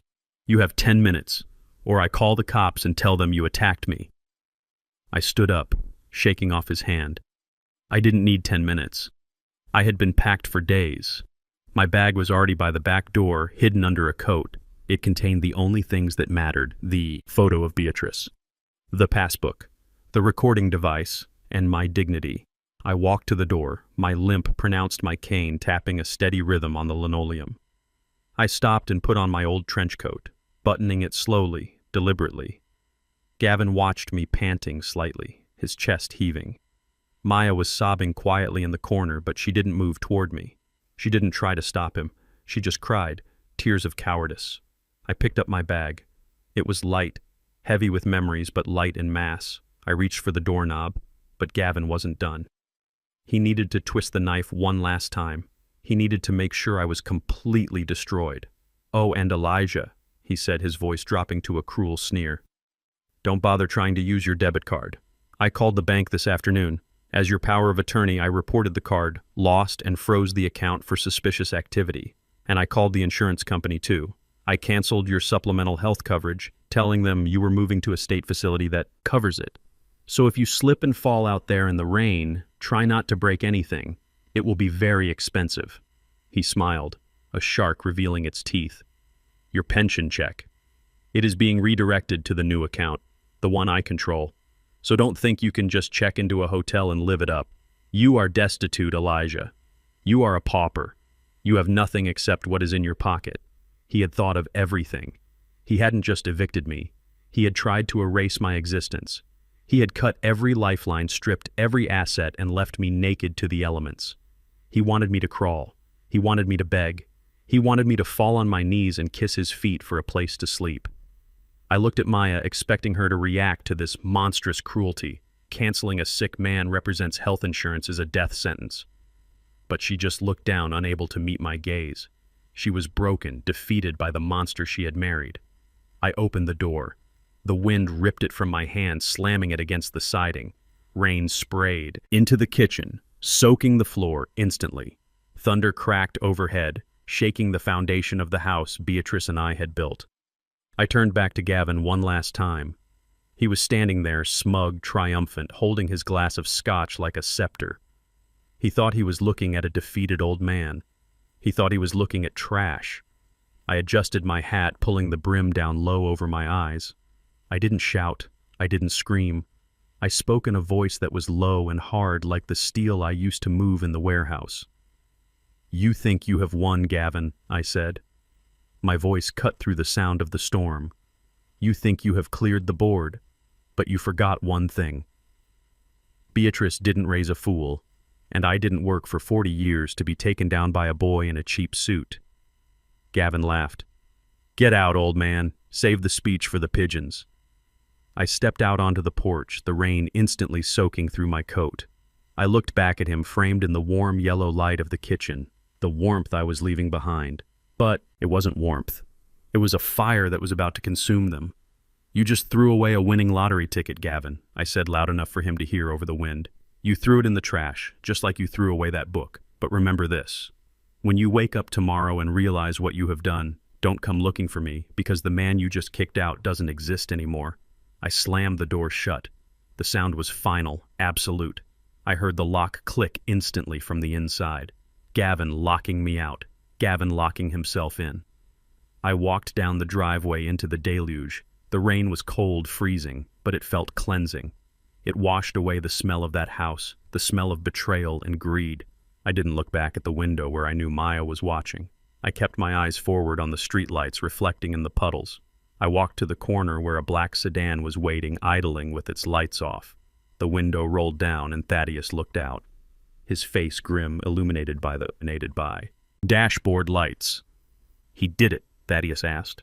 I opened the door and slid into the dry, warm leather interior of the car. I tossed my wet hat onto the seat and wiped the rain from my face. "He did it," I said. "He kicked me out. He froze the pension. He canceled the insurance. He took the bait. Thaddeus hook, line, and sinker." Thaddeus nodded, shifting the car into gear. "Did he say the line? Did he say it was his house?" "He screamed it," I replied, pulling the digital recorder from my pocket and stopping the recording. "I have it all. The eviction, the financial abuse, the confession of canceling my medical coverage. It is all here."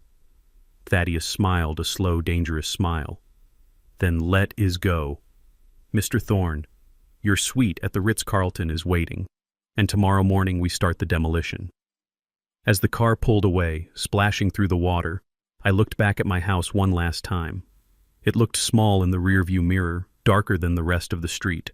A tomb, and inside two ghosts were toasting to a fortune they would never see. I wasn't homeless. I was liberated. And the storm was just beginning. For 30 days, the world thought Elijah Thorne was dead, or if not dead, then erased, washed away into the sewers of the city, along with the rest of the refuse from the storm. They checked the homeless shelters for a week, or at least Maya did. I know this because I saw the reports from the private investigator. She called 3 shelters in the county morgue asking for a 72-year-old black male with a limp. When the answers came back negative, she stopped calling. She assumed the worst, or maybe she hoped for it. It is easier to mourn a dead father than to live with the guilt of an abandoned one. But I wasn't dead. I was undergoing a resurrection. The night Thaddeus picked me up in the rain, we didn't go to a motel.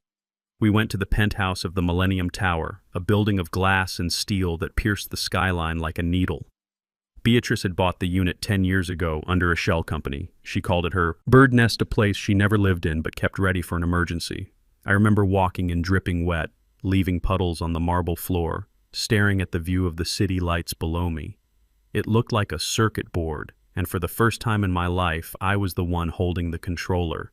For the next month, I lived a life that Gavin could only dream of, while he was down there playing pretend with stolen money.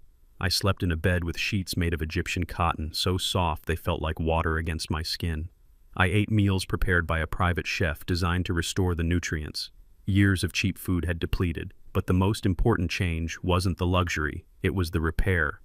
Thaddeus didn't just bring me a lawyer, he brought me a doctor, a specialist in orthopedic reconstruction who looked at my leg, the leg that had been crushed in the warehouse, and told me something that made me weep.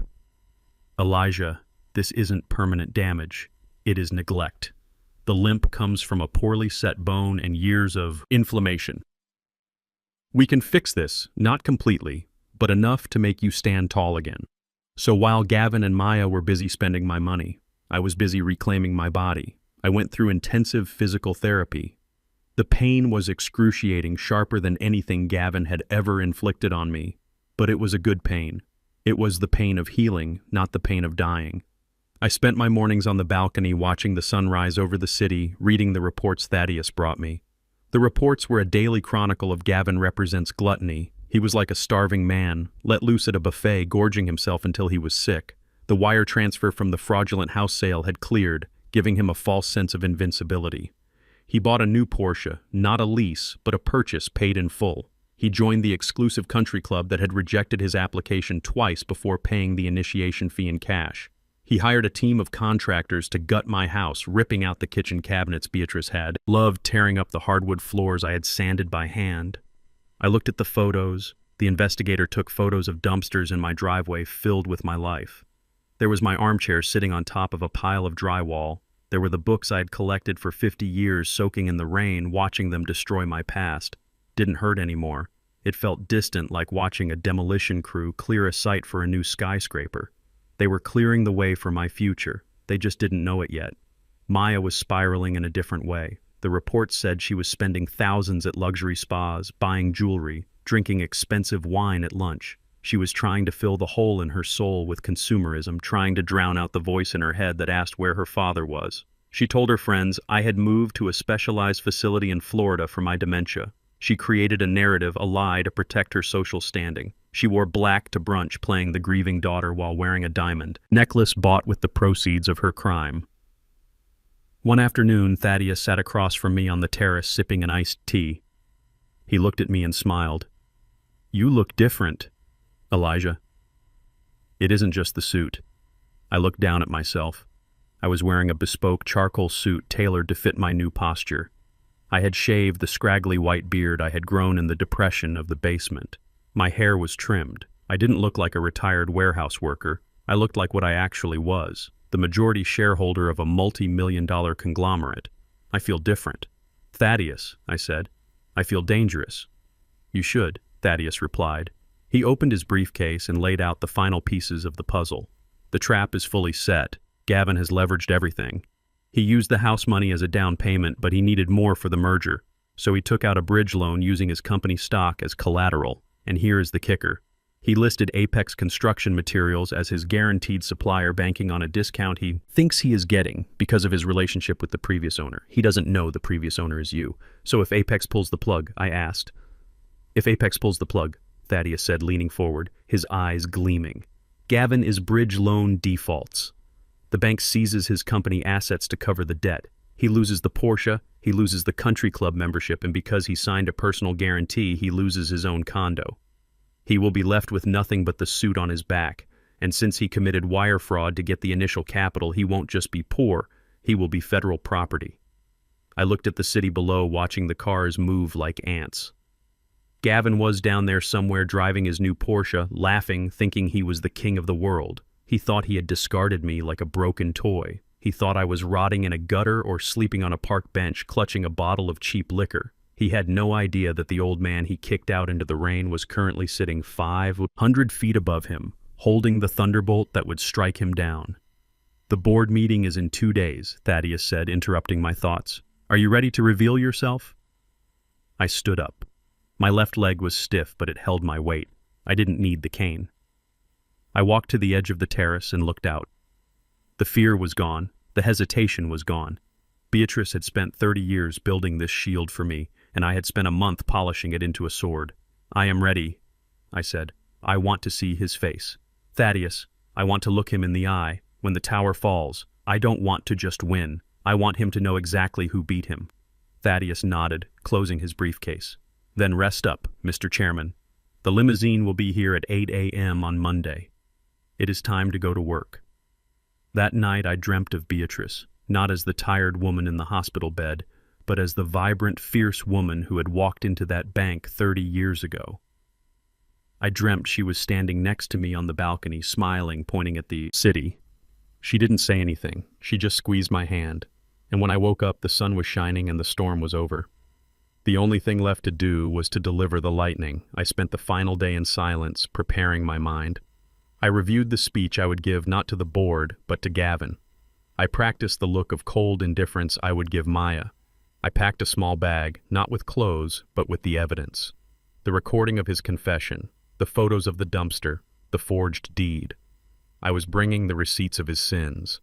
As the sun set on the 30th day of my disappearance, I sat in the leather armchair of the penthouse and poured myself a glass of vintage whiskey, specifically the brand Gavin liked to pretend he knew about.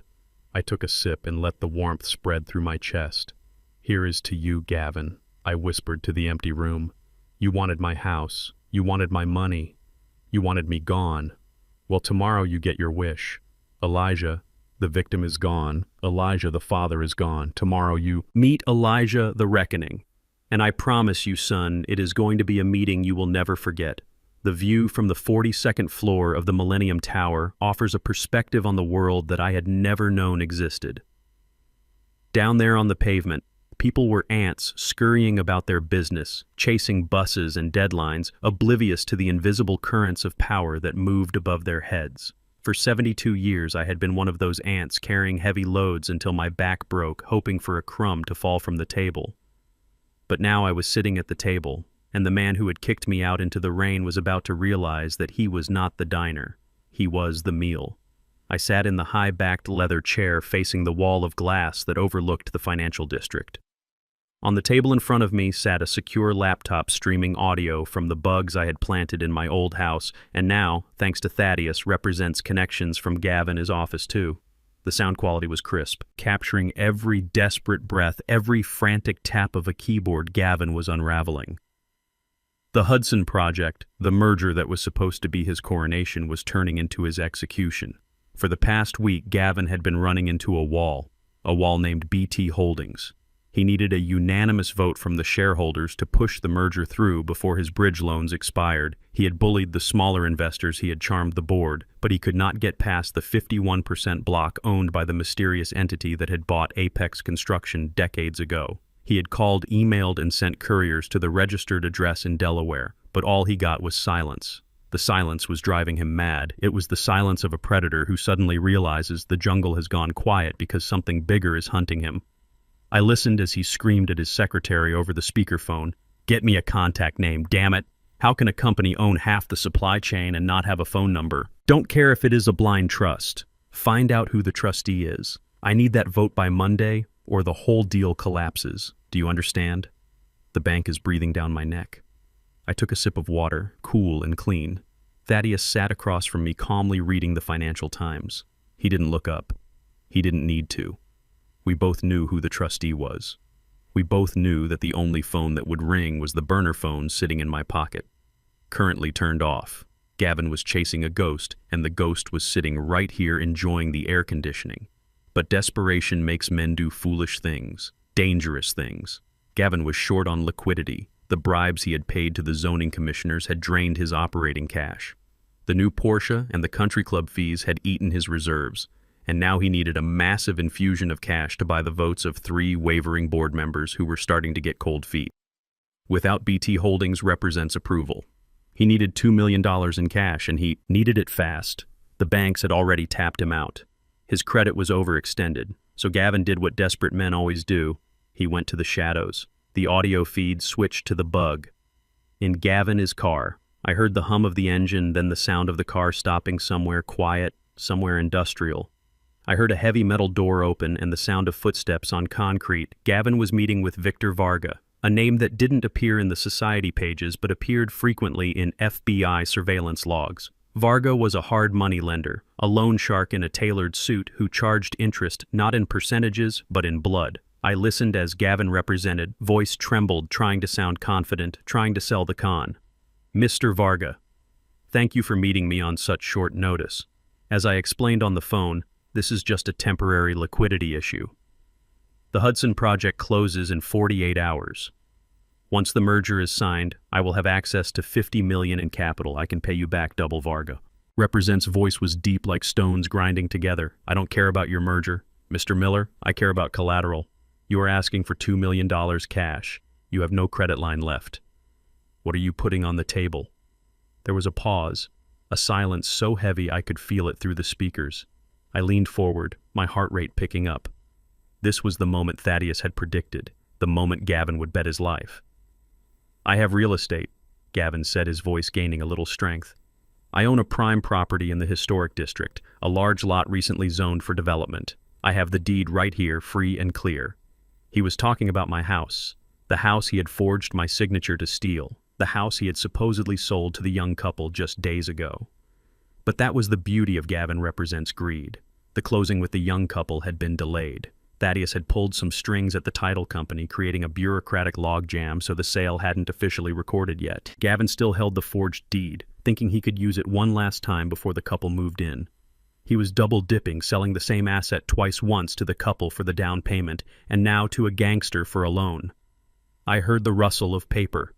Varga was inspecting the forged deed, giving Gavin the rope to hang himself. "This deed is in the name of Elijah Thorne," Varga said suspiciously. "Who is that?" "My father-in-law." Gavin lied smoothly. "He is incapacitated. I have full power of attorney. See, the medical documents are attached. He is in a home now, vegetable state. I have full control of the asset. It is worth $3 million easily. I am offering it to you as security against the $2 million loan." I gripped the arm of my chair. My knuckles turned white. Vegetable state. He was selling my life again, using my name to guarantee a debt to a criminal. Varga hummed a low, dangerous sound. "If this deal goes south, Mr. Miller, I don't want a house. I don't want to be a landlord. If you don't pay me back by Friday, I will take the value out of your skin. Do we understand each other? We understand, Gavin said quickly, too quickly. Absolutely. Friday, the merger happens. Monday, I will have the cash. Tuesday. You have nothing to worry about, Good Varga said. The sound of a briefcase snapping open echoed through the speakers. Here is the cash. 2 million. Don't make me come looking for you. Mr. Miller, I have a very expensive team of collections agents. I heard the car door close. Gavin let out a scream of relief, a primal shout of victory. He had the money. He had the bribe. He thought he had just bought his way out of the hole. He didn't realize he had just signed his death warrant. If the merger failed, if BT Holdings voted no, Varga wouldn't sue him. Varga would bury him. Thaddeus looked up from his paper, taking off his reading glasses. He did it, didn't he? He took the money. He took it. I confirmed, feeling a cold hollowness in my chest. He put the house up as collateral. He promised Varga he would pay by Friday. Thaddeus nodded slowly, his face grim. Then it is done. We have him on wire, fraud, embezzlement, elder abuse, and now dealings with organized crime. But more importantly, Elijah, we have him trapped. The moment you walk into that boardroom and vote, no, the merger dies. Gavin won't be able to pay Varga. He will be squeezed between the FBI and the mob. He has nowhere to run. I stood up and walked to the window, looking down at the city lights. The rain had started again, a light drizzle blurring the view. I thought about Gavin driving home with a bag of dirty money, thinking he was a genius. I thought about Maya, probably trying on another pair of diamond earrings, oblivious to the fact that her husband had just mortgaged their lives to a shark. It is strange, Thaddeus, I said quietly. You spend your whole life trying to protect your children, trying to keep them away from the fire, and then you watch them pour gasoline on themselves and hand you the match. Thaddeus stood up and walked over to me, placing a hand on my shoulder. You didn't light the match, Elijah. You just stopped blowing it out for them. They made their choices. Now they have to live with the consequences. I turned away from the window. The sadness was still there, buried deep, but the resolve was stronger. Tomorrow was the board meeting. The Hudson Project was the biggest deal in the city, represents history. Every major player would be there. The press would be there. Gavin would be standing at the head of the table waiting for the representative of BT Holdings to arrive, expecting some lawyer he could bully or bribe. He wasn't expecting me. He wasn't expecting the man with the limp, the man who smelled of mothballs, the man he had thrown away like trash. I looked at Thaddeus. Get the car ready, I said, and call the barber. I want to shave. And Thaddeus, make sure my suit is pressed. I want to look my best when I destroy him. Thaddeus smiled, a rare, genuine smile. You are going to look like a king, Elijah. A king returning to reclaim his throne. I went to bed that night, but I didn't sleep. I lay awake listening to the hum of the city, thinking about the chessboard. Gavin had moved his pieces aggressively, taking my knights, taking my bishops, thinking the game was about speed. But he forgot the most important rule of the game: the king can move in any direction, and the king was done retreating. Tomorrow, I would step forward, and the game would end. The boardroom on the top floor of the Apex Construction headquarters was designed to intimidate. It was a cavern of polished mahogany and floor-to-ceiling glass that looked down on the city like Olympus looking down on mortals. The air conditioning was set to a crisp 68 degrees, but I knew that inside that room, Gavin was sweating. He was standing at the podium presenting the deal of his life to 20 of the most ruthless investors in the state. They were men and women who could smell weakness, like sharks smell blood, and Gavin was bleeding. He just didn't know it yet. I stood in the hallway adjusting the cuffs of my Italian suit. Thaddeus stood next to me, checking his watch. He looked at me and nodded, a silent signal that the stage was set. Inside, I could hear Gavin Represent's voice booming through the heavy oak doors. He was confident, charming, and completely full of lies. And that, gentlemen, is why the Hudson Project is not just a development. It is a legacy, he was saying, his voice smooth as silk. We have secured the land. We have secured the zoning. And most importantly, we have secured the supply chain. Apex Construction Materials has agreed to be our exclusive partner, guaranteeing us materials at 20% below market rate. This margin alone ensures profitability within the first quarter. I listened to him lie about a company he didn't own, a company whose owner he had treated like garbage. I thought about Beatrice scrubbing floors to buy the first shares of this company. I thought about her hands rough and chapped counting dollar bills at the kitchen table. Gavin was building a castle on a foundation of theft, and he was using my wife's name to do it. I placed my hand on the brass handle of the double doors. I looked down at my legs. For years I had dragged my left leg, a constant reminder of the accident that had ended my career.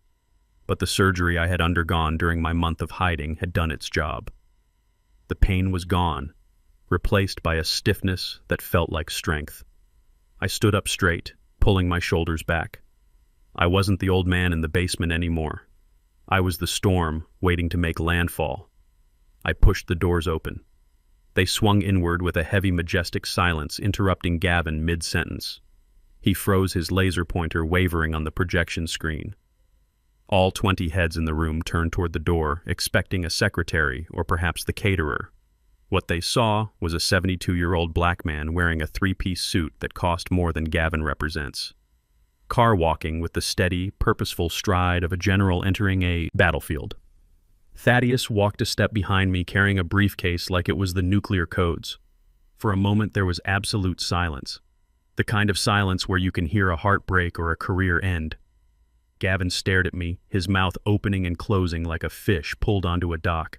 He blinked, trying to reconcile the image of the man before him with the image of the father-in-law he had kicked out into the rain. Security. He finally stammered, his voice cracking high and thin.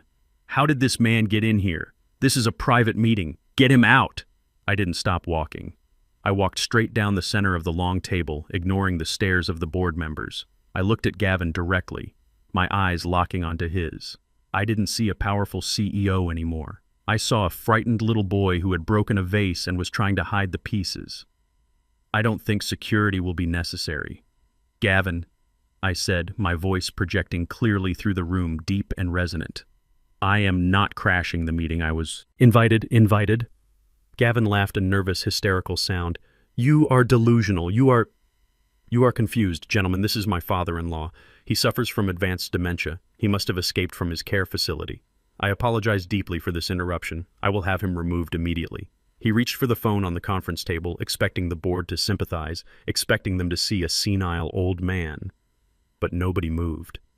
The chairman of the board, a silver-haired man named Mr. Sterling, looked from Gavin to me and back again.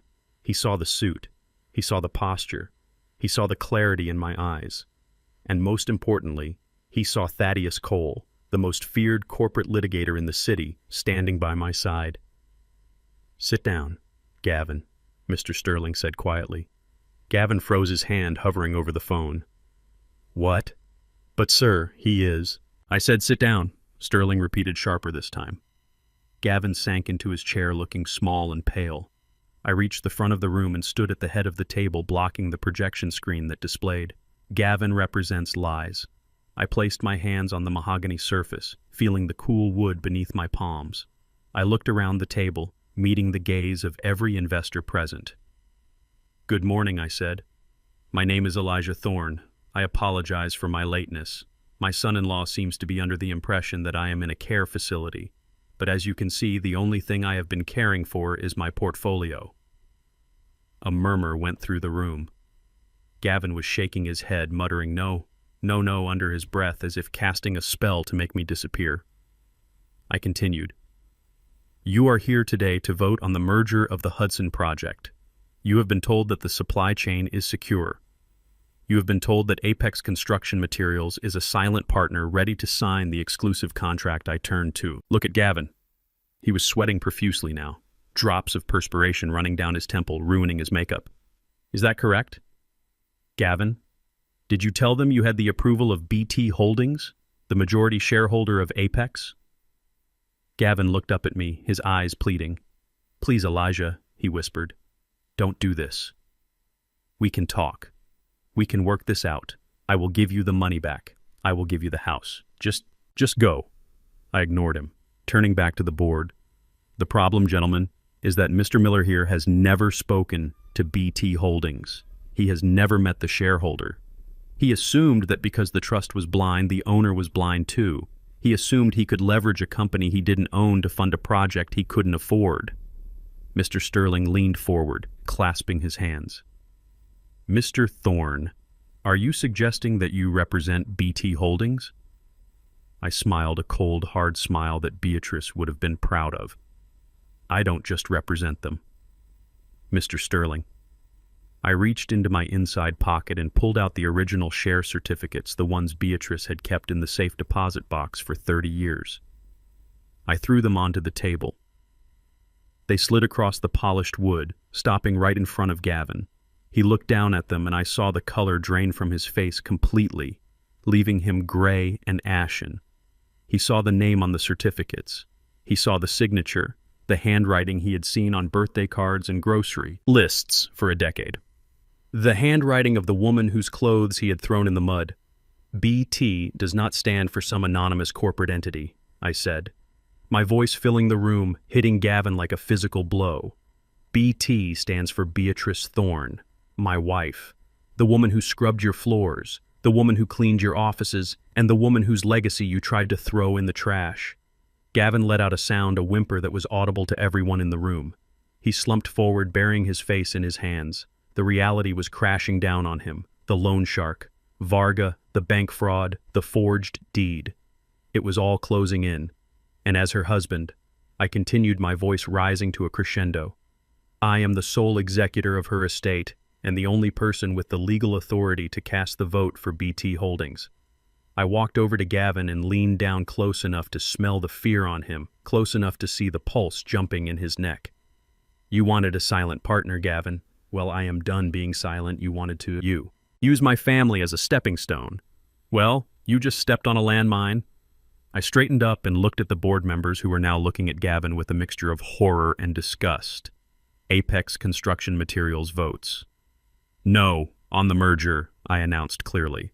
Furthermore, we are immediately freezing all credit lines extended to Mr. Miller. Represents firm pending a forensic audit of his assets. We have reason to believe that the collateral used to secure his bridge loans, specifically the property at 42 Oak Street, was obtained through forgery and wire fraud. The room erupted. Investors were shouting, pulling out their phones, calling their lawyers. Mr. Sterling stood up, pointing a finger at Gavin. You lied to us. You leveraged assets you didn't own. Gavin looked up, tears streaming down his face. Elijah, please, he sobbed. I am family. I am your son. I looked at him with zero emotion. I didn't see a son. I saw a stranger. My son would never treat a woman like Beatrice with disrespect. My son would never steal from the vulnerable. You are not my son, I said coldly. You are a bad investment, and I am liquidating you. I nodded to Thaddeus, who opened the boardroom doors. 2 police officers were waiting in the hallway, along with a man in a dark suit who I recognized as a federal agent. Gavin Miller, the agent said, walking into the room. You are under arrest for federal wire fraud, bank fraud, and identity theft. You have the right to remain silent. As they pulled Gavin from his chair, crying and begging, dragging him out of the room, he had entered as a king. I didn't feel joy. I felt peace. I felt the weight of the last few months lift off my shoulders. I looked at the empty chair at the head of the table, and for a second, I swore I could smell lavender starch, the smell of Beatrice. She was there. She had been there the whole time, and finally, everyone else could see her too. The silence in the boardroom was absolute. It was the kind of silence that usually follows a gunshot ringing in your ears and making the air feel thin and sharp.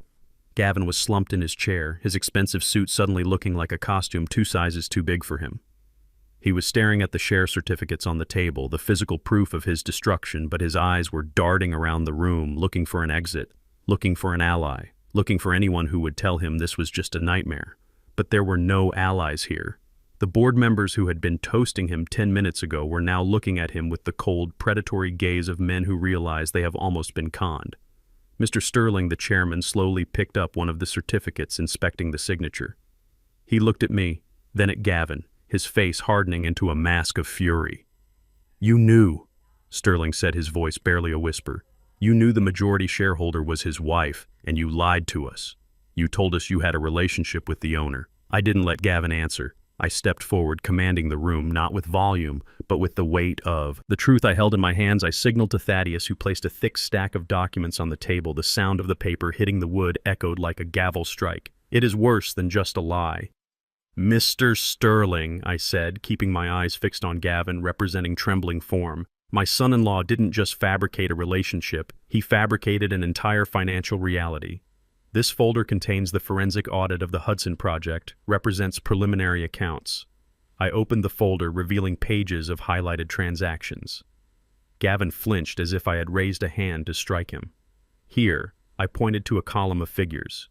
You will see withdrawals totaling $400,000 labeled as zoning consultation fees. These fees were paid to a shell company registered to Gavin Miller barely a week ago. He was siphoning the seed money, the capital. You gentlemen provided into his own pockets to pay for his car. His club membership and his wife represents jewelry. A gasp went through the room. One of the investors, a woman with sharp glasses, stood up, slamming her hand on the table. You stole our capital, she hissed. I am not finished, I said, my voice cutting through the rising murmur. I turned the page, revealing a copy of a bank transfer. This is the most recent transaction. $2 million received from an entity known as Varga Capital. It was deposited into the company operating account yesterday, ostensibly to bridge the funding gap. Gavin represents. Head snapped up, terror flooding his eyes. He knew what was coming. He knew I knew about Varga. Do you know who Varga Capital is, gentlemen? I asked, looking around the room. It is not a bank. It is not a venture fund. It is a front for Victor Varga, a loan shark who operates out of the warehouse district. Gavin here didn't just borrow money. He brought organized crime into your boardroom. He laundered dirty money through this merger, and when he couldn't pay it back, which he can't because I just killed his deal, Varga wouldn't be coming for Gavin. He would be coming for the assets of the Hudson Project. He would be coming for you. The room erupted into chaos. Men were shouting, accusing Gavin of recklessness, of endangerment. Mr. Sterling looked like he was about to have a stroke. He pointed a shaking finger at Gavin. You brought a loan shark into this firm. You bet our reputation on blood money. Gavin stood up, his chair screeching against the floor. No, he stammered, his hands holding up in surrender. Listen, please. It is a bridge loan, just a bridge loan. I can pay it back, once we sign. There is nothing to sign, I interrupted, my voice dropping an octave. Deadly calm. I am the majority shareholder of Apex, and I am formally accusing you of embezzlement, fraud, and breach of fiduciary duty. As of this moment, I am exercising my right under the corporate bylaws to call for an immediate vote of no confidence. I looked at Sterling. Do I have a second? Seconded. Sterling roared almost before the word was out of my mouth. All in favor of terminating Gavin Miller represents employment and stripping him of all executive powers. Immediately say, aye. Aye, the room shouted in unison, a chorus of rejection that shook the walls. It is done, Sterling said. You are fired, Miller. Get out of this building before I have you thrown out. Gavin stood there swaying slightly. His world had collapsed in the span of 5 minutes. The merger was dead, his reputation was incinerated, and the debt to Varga was now a ticking time bomb attached to his chest. He looked at the board members, then he looked at me, and in that moment, something inside him snapped. The narcissist cannot handle humiliation. He can handle anger, he can handle fear, but he cannot handle being small. And looking at me, the old man he had kicked into the rain, the man he had called a vegetable, he felt smaller than he had ever felt in his life. The mask of the civilized businessman fell away, revealing the violent, desperate animal underneath. You, he screamed, a sound that tore at his throat. You ruined everything. You jealous old cripple. He lunged. The movement was sudden, explosive. He grabbed a heavy glass water pitcher from the center of the table and hurled it at me. It missed my head by inches, shattering against the wall behind me, showering Thaddeus with glass and water. But Gavin didn't stop. He vaulted over the corner of the table, his face twisted into a rictus of pure hate, his hands reaching for my throat. I am going to kill you, he shrieked. I am going to kill you. The board members scrambled back, knocking over chairs, terrified, screaming for security. But I didn't move. I didn't step back. I didn't raise my cane. I stood my ground, watching him come, watching the madness in his eyes, because I knew something he didn't. I knew I wasn't alone. Just as Gavin represents fingers were inches from my lapel, 2 massive shapes stepped out from the shadows near the service entrance. They moved with a speed that belied their size, terrifyingly efficient. One of them, a man with hands like shovels and a scar running down his cheek. Caught Gavin, represents wrist in midair. The sound of the impact was a dull thud. Gavin represents momentum was stopped dead, as if he had run into a concrete wall. He gasped, looking up in confusion. The man holding him was Big Mike. Mike used to work the forklift at the warehouse with me 30 years ago. He was retired now, but he still had the grip of a hydraulic press. The other man, Sal, stepped in and grabbed Gavin. Represents other arm, twisting it behind his back with a practiced ease. Sal was an ex-Navy. An boxer who ran the gym where I did my physical therapy. Gavin screamed in pain as his arm was forced up toward his shoulder blades. "Let me go!" he yelled, kicking out wildly. "Do you know who I am? I am the CEO of this company." "Not anymore." Mike grunted, his voice deep and rough. "Now you are just a punk trying to hit an old man." They forced Gavin down to his knees right there on the plush carpet in front of the investors he had tried to impress. He struggled, panting, sweating, spit flying from his mouth as he cursed me.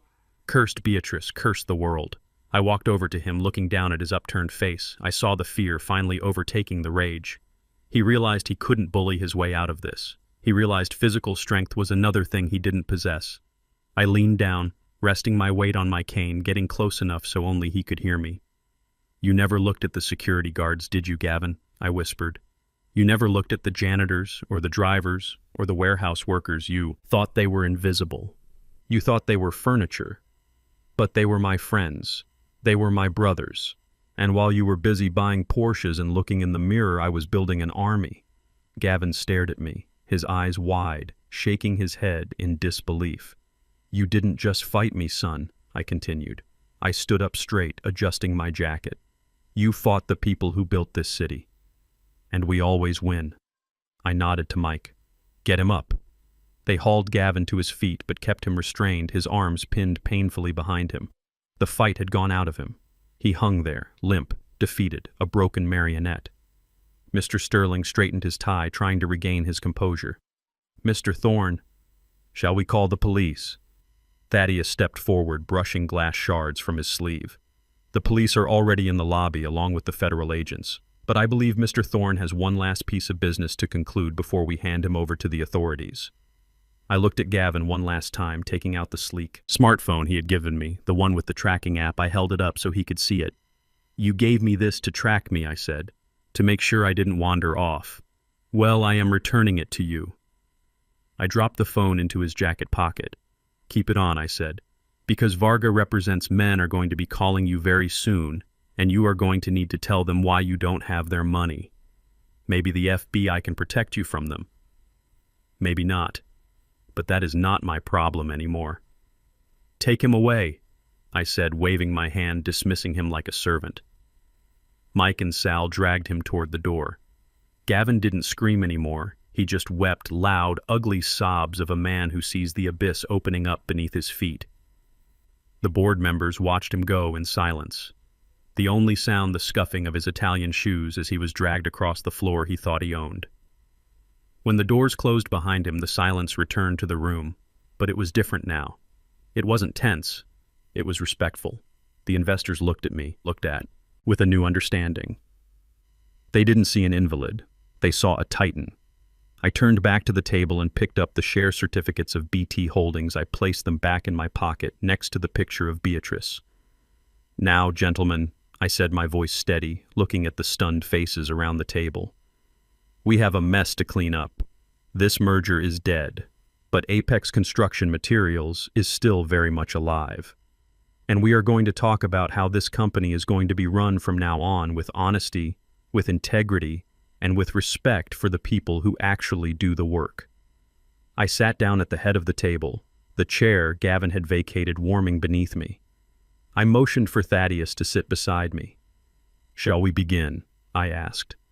And for the first time in 30 years, the board of directors listened to every single word I had to say. The boardroom was silent, but it was not empty. The air was thick with the smell of ruin, the specific metallic scent of a life dismantling in real time. Gavin was on his knees, on his titties. Expensive suit rumpled his hair, clinging to his forehead with cold sweat. The two security guards, Mike and Sal, held him there, not with malice, but with the professional indifference of men who were used to taking out the trash. The board members of the Hudson Project, the men and women who had held Gavin, represents future in their hands. 5 minutes ago now looked at him as if he were a contagious disease. They had retreated to the far walls, distancing themselves from the blast radius of his crimes. I stood at the head of the table, leaning lightly on the mahogany surface. The share certificates of BT Holdings lay before me like a royal flush. I watched Gavin struggle against the grip of the guards, his breathing ragged and shallow. He looked up at me, and in his eyes I saw the desperate calculation of a cornered rat. He was thinking of plea deals. He was thinking of bail. He was thinking of ways to spin this into a misunderstanding. But he didn't know that the storm hadn't even hit land yet. This was just the wind before the hurricane. The double doors at the far end of the room swung open again. This time it wasn't a dramatic entrance, it was a tactical one. 4 officers from the Economic Crimes Division walked in wearing windbreakers with federal insignias, but they weren't alone. Walking in front of them, clutching a briefcase to his chest like a shield, was a man Gavin knew very well. Mr. Henderson, the bank manager Gavin represents. Eyes widened until I thought they might split. "You," he whispered, his voice cracking. "You." Mr. Henderson stopped a few feet away. He looked nervous, being in a room full of sharks, but when he looked at Gavin, his expression hardened into something solid and angry. "Hello, Mr. Miller." Henderson said, his voice shaking slightly but gaining strength. "You remember me, the little man at the branch you screamed at on the phone, the man you threatened to fire when I asked for verification on the wire transfer." "I didn't steal anything," Gavin stammered, looking from Henderson to the federal agents. "It was a loan. My father-in-law authorized it. I have the power of attorney." "That is the problem," Henderson said, opening his briefcase and pulling out a stack of documents stamped with federal seals. "You used a power of attorney that was flagged as fraudulent the moment it entered our system. But that is not why I am here. I am here because of the blind trust. You see, Mr. Miller, when you tried to leverage the assets of BT Holdings to secure your personal loans, you triggered a failsafe embedded in the trust represents charter by Beatrice Thorne herself. I stepped forward, allowing the weight of Beatrice represents name to fill the room." Henderson continued. "The charter states that any unauthorized attempt to access or leverage the trust assets by a family member triggers an automatic audit and a direct report to the FBI. You didn't just try to rob a bank, Mr. Miller. You tried to rob a federally protected financial entity designed to prevent exactly this kind of elder exploitation. The wire fraud charges aren't coming from the local police. They are coming from the Department of Justice. The lead federal agent, a woman with eyes like flint, stepped forward. "Gavin Miller, you are under arrest for 18 counts of wire fraud, 3 counts of bank fraud and money laundering regarding the Varga transaction. You have the right to remain silent." Gavin let out a sound like a wounded animal. "No!" he shrieked, pulling against Mike. "Represents grip. It is a mistake. The old man is senile. He doesn't know what he is doing." He signed the papers. "Look at the papers." I shook my head slowly. The denial was pathetic but expected. However, Thaddeus was standing by the window holding a small plastic evidence bag. He walked over to the table, his footsteps heavy and deliberate. "We are not done," Thaddeus said, his voice rumbling like thunder. "The financial crimes are substantial, Mr. Miller, but money can be repaid. Fraud can be settled. There is something else in this room that carries a much heavier price." Thaddeus placed the plastic bag on the table. Inside was the orange prescription bottle, the one Gavin had given me in the basement, the one Dr. Aris had prescribed. "Do you recognize this?" Thaddeus asked. Gavin stopped struggling. He stared at the bottle, and for the first time I saw true terror. Not the fear of prison, but the fear of the electric chair. "That is his medicine," he whispered. "His sedative." Thaddeus picked up the bottle, holding it to the light. "We had the contents of the pills you gave," Elijah analyzed. "We also analyzed the pills you tried to feed him the night before he left your house. You called it sedative H. You told the court it was to help him sleep." Thaddeus turned to the board members, holding the bottle up for them to see. "The lab report came back this morning. These pills contain high doses of haloperidol mixed with a synthetic compound often used in veterinary euthanasia. In a man of Elijah represents age and heart condition. This wasn't a sedative, it was a slow-acting poison. It causes cognitive failure, muscle paralysis, and eventually cardiac arrest. You weren't treating his dementia, Mr. Miller." You were manufacturing it, and eventually you were going to cure his life permanently. A collective gasp sucked the air out of the room. Mr. Sterling put a hand over his mouth, looking at Gavin with absolute horror. Attempted murder, Sterling breathed. You tried to kill him. Gavin Represent's face turned a color I had never seen on a human being, a sickly, translucent gray. It wasn't me, he screamed, his voice high and hysterical. It was the doctor. Aris gave them to me. I didn't know. I just did what he said. We have Dr. Aris in custody, Thaddeus said calmly. He was picked up at the airport an hour ago, trying to board a flight to the Caymans. He is cutting a deal, Gavin. He says you specifically asked for something to accelerate the decline. He says you offered him $50,000 to make the old man stop being a problem. The federal agent stepped closer, pulling a pair of handcuffs from her belt. They weren't the plastic zip ties used for protesters. These were heavy steel cuffs, the kind used for violent felons. Add attempted murder and conspiracy to commit murder to the charges. Turn around. Gavin collapsed. His legs simply gave out and he hung from Mike and Sal. Represents grip like a wet coat. He was sobbing now, loud, ugly sobs that echoed off the glass walls. Please, he begged, looking at me. Elijah, Dad, please, I didn't mean it. I just wanted the house. I just wanted the deal. I looked down at him. I remembered the way he had laughed when he threw Beatrice Represent's book in the trash. I remembered the way he had looked at me in the rain. But I didn't feel anger.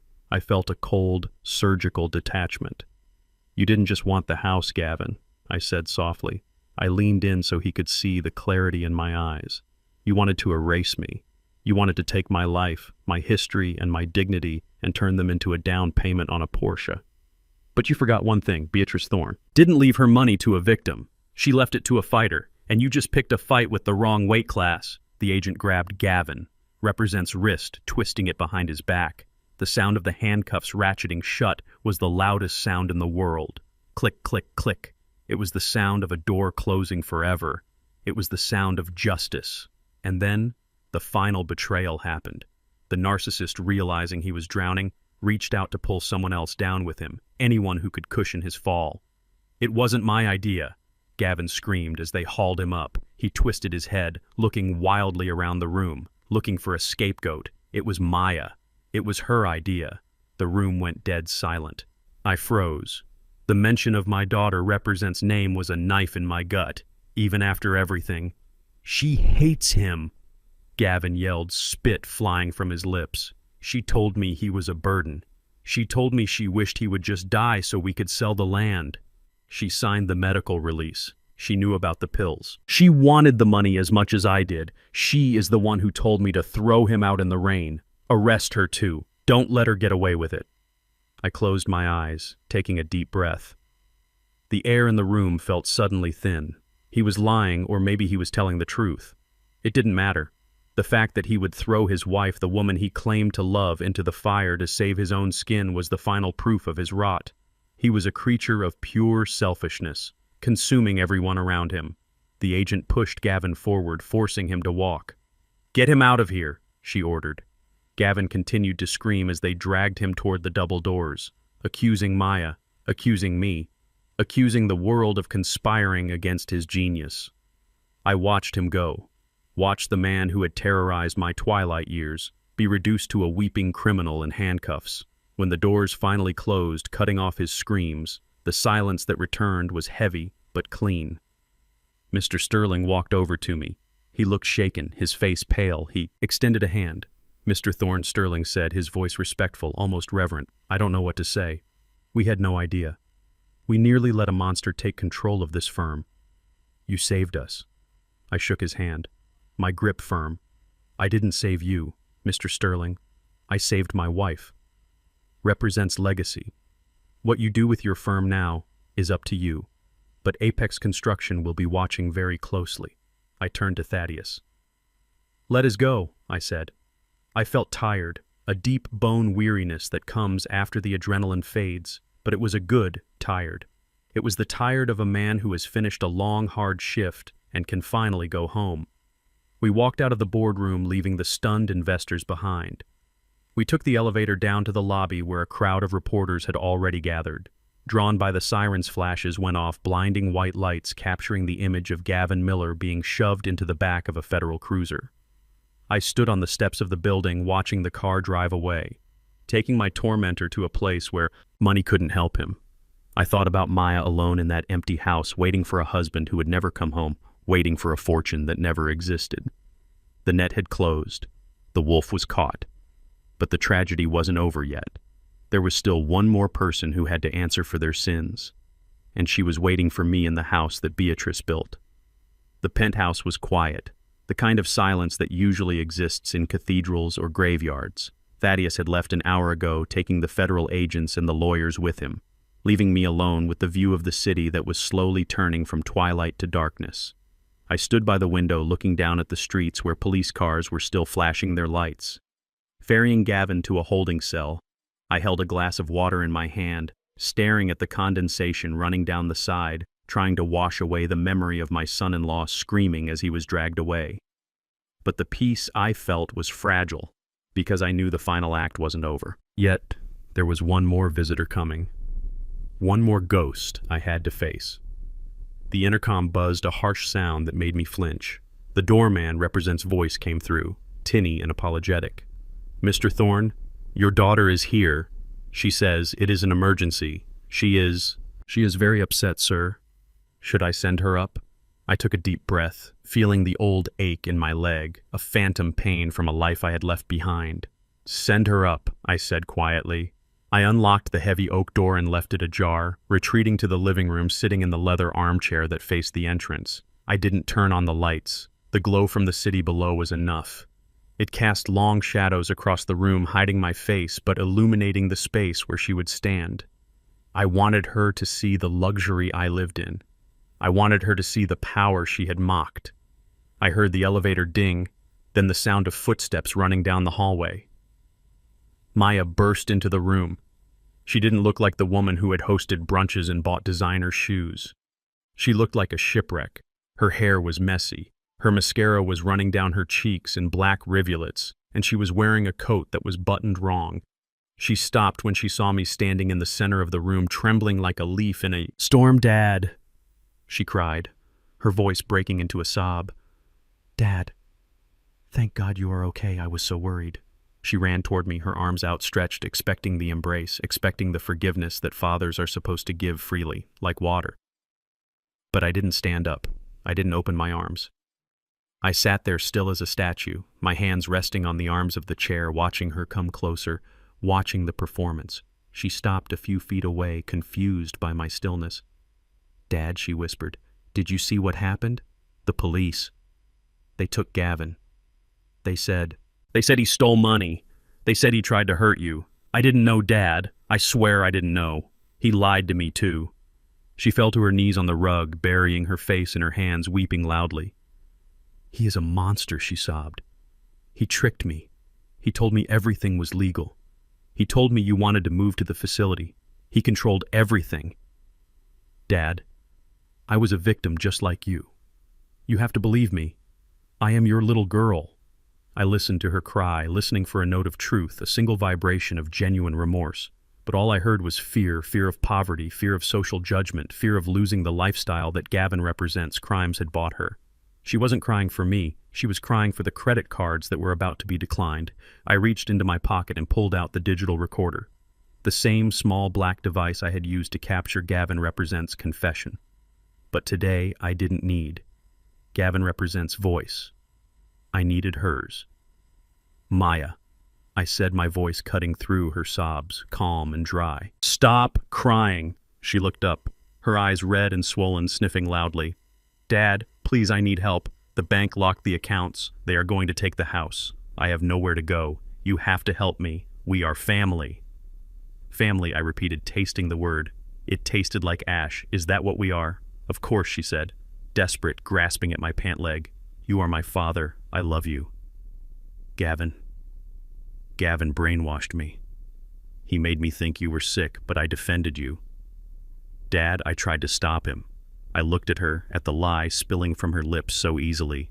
I pressed the play button on the recorder. The sound was loud in the quiet room, crystal clear, amplified by the silence. It was the recording from the kitchen. The day I asked her the hypothetical question.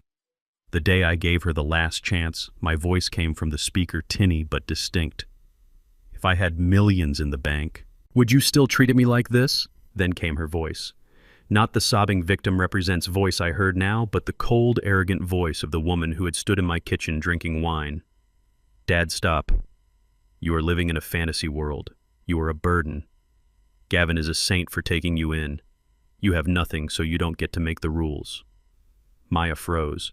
The color drained from her face, leaving it a sickly gray. She stared at the recorder in my hand, her mouth opening and closing, but no sound came out. The recording continued, playing her cruel words back to her, stripping away every lie she had just told. You are a burden. You are pathetic. I clicked the stop button. The silence that followed was heavy, suffocating, heavier than the air in the basement had ever been. I didn't know you were recording, she whispered, her voice trembling with a new kind of fear. Not fear of the police, but fear of the truth. I was always listening. Maya, I said quietly. I was listening when you laughed at my clothes. I was listening when you complained about the smell of my medicine. And I was listening when you told your husband to throw away. My wife, his things because they were junk. You weren't brainwashed. You weren't a victim. You were a willing participant. You liked the money, Maya. You liked the status. And you decided that the price for that status was my dignity. She scrambled back, sitting on her heels, wiping her face frantically. Dad, I didn't mean it. I was stressed. Gavin was pressuring me. I said things I didn't mean. You meant every word I said, shaking my head sadly. You meant it because you thought I was powerless. You thought I was debris, something, to be swept aside. And that is the tragedy here. Maya, you only respect people when you think they can do something for you. You didn't love your father. You loved what you could take from him, and when you thought there was nothing left to take, you threw me away. I stood up then, towering over her, using the cane, not for support, but for emphasis. Do you know what happened today? I asked. Gavin lost everything. He is going to prison for a very long time, but you lost something even more valuable. You lost the right to call yourself Beatrice. Thorn represents daughter.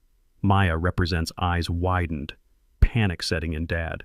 No, please, you can't do this. I have nothing. The feds seized the accounts. I can't pay the mortgage. I can't buy food. You have money now. You have millions. You can't let your own daughter starve. I walked to the window, looking out at the city lights again. I am not going to let you starve. I said, my back to her, because I couldn't bear to look at her anymore. I am not a monster. I am not Gavin. I turned back, facing her. I have set up a new trust for you, Thaddeus, drafted it this morning. It is very specific. Hope flared in her eyes. She thought she had won. She thought the money was coming back. The trust. I continued, my voice hard, as steel will pay for a small one-bedroom apartment in the city. Not a luxury condo. A safe, clean apartment. The rent will be paid directly to the landlord. You will never see the cash. The trust will also provide a monthly stipend for groceries and utilities calculated based on the average cost of living for a single person. It is enough to survive, Maya. It is enough to eat. It is enough to be warm. But, she stammered, but my car, the club, the debts. There is no car, I said sharply. There is no club, and the debts are yours. The trust has one condition. To receive the housing allowance, you must maintain full-time employment. I don't care if it is at a library, a store, or scrubbing floors like your mother did. You have to work. You have to earn your place in this world. Work, she whispered, as if it were a dirty word. But Dad, I haven't worked in 10 years. I can't. You can. And you will, I said, stepping closer. You are 35 years old, Maya. You are healthy, you are educated, and you are going to learn the lesson that I failed to teach you earlier. You are going to learn the value of a dollar earned with sweat. You're going to learn what it feels like to be invisible, to be the help. But the inheritance, she cried.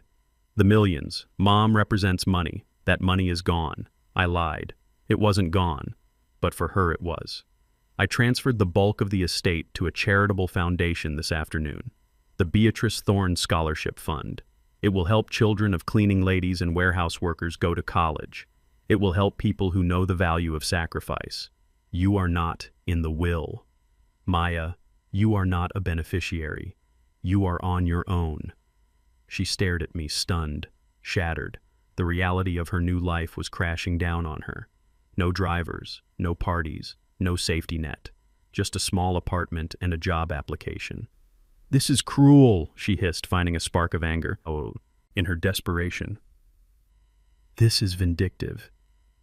You are doing this to punish me."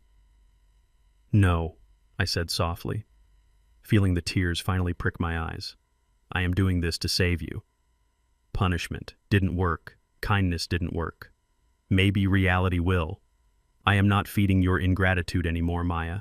I am not financing the arrogance that allowed you to treat me like a dog.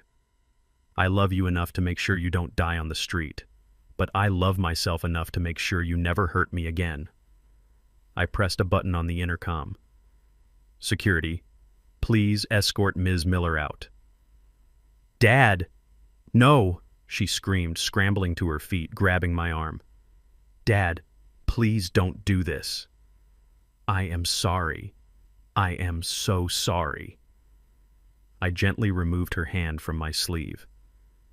My touch was firm. Final. "I know you are sorry," I said. "I am sorry too. I am sorry for the little girl I couldn't protect from her own greed. Now go, Maya. Go and find out who you really are when the money is gone." The elevator doors opened and the doorman stepped out, looking uncomfortable. "Ms. Miller," he said gently, "please, come with me." Maya looked at me one last time, her face a mask of ruin and disbelief. She waited for me to crack, to relent, to hand her a check. But I just stood there, a silhouette against the city lights, holding my ground. She turned and walked into the elevator, her shoulders slumped, her sobbing quiet and broken. When the doors closed, I was finally truly alone. I sat back down in the leather chair and let the tears fall. They weren't tears of regret. They were tears of mourning. I had buried my wife a month ago, but tonight I had buried my daughter. I picked up the picture of Beatrice from the side table, touching her face behind the glass. "I did it, Bay," I whispered to the empty room. "I broke the cycle. It hurts. God, it hurts. But she will learn. Or she won't. But either way, she won't break us again." I sat there in the dark, watching the city breathe, feeling the weight of the millions I controlled, and knowing that the only thing of value I had left was my integrity.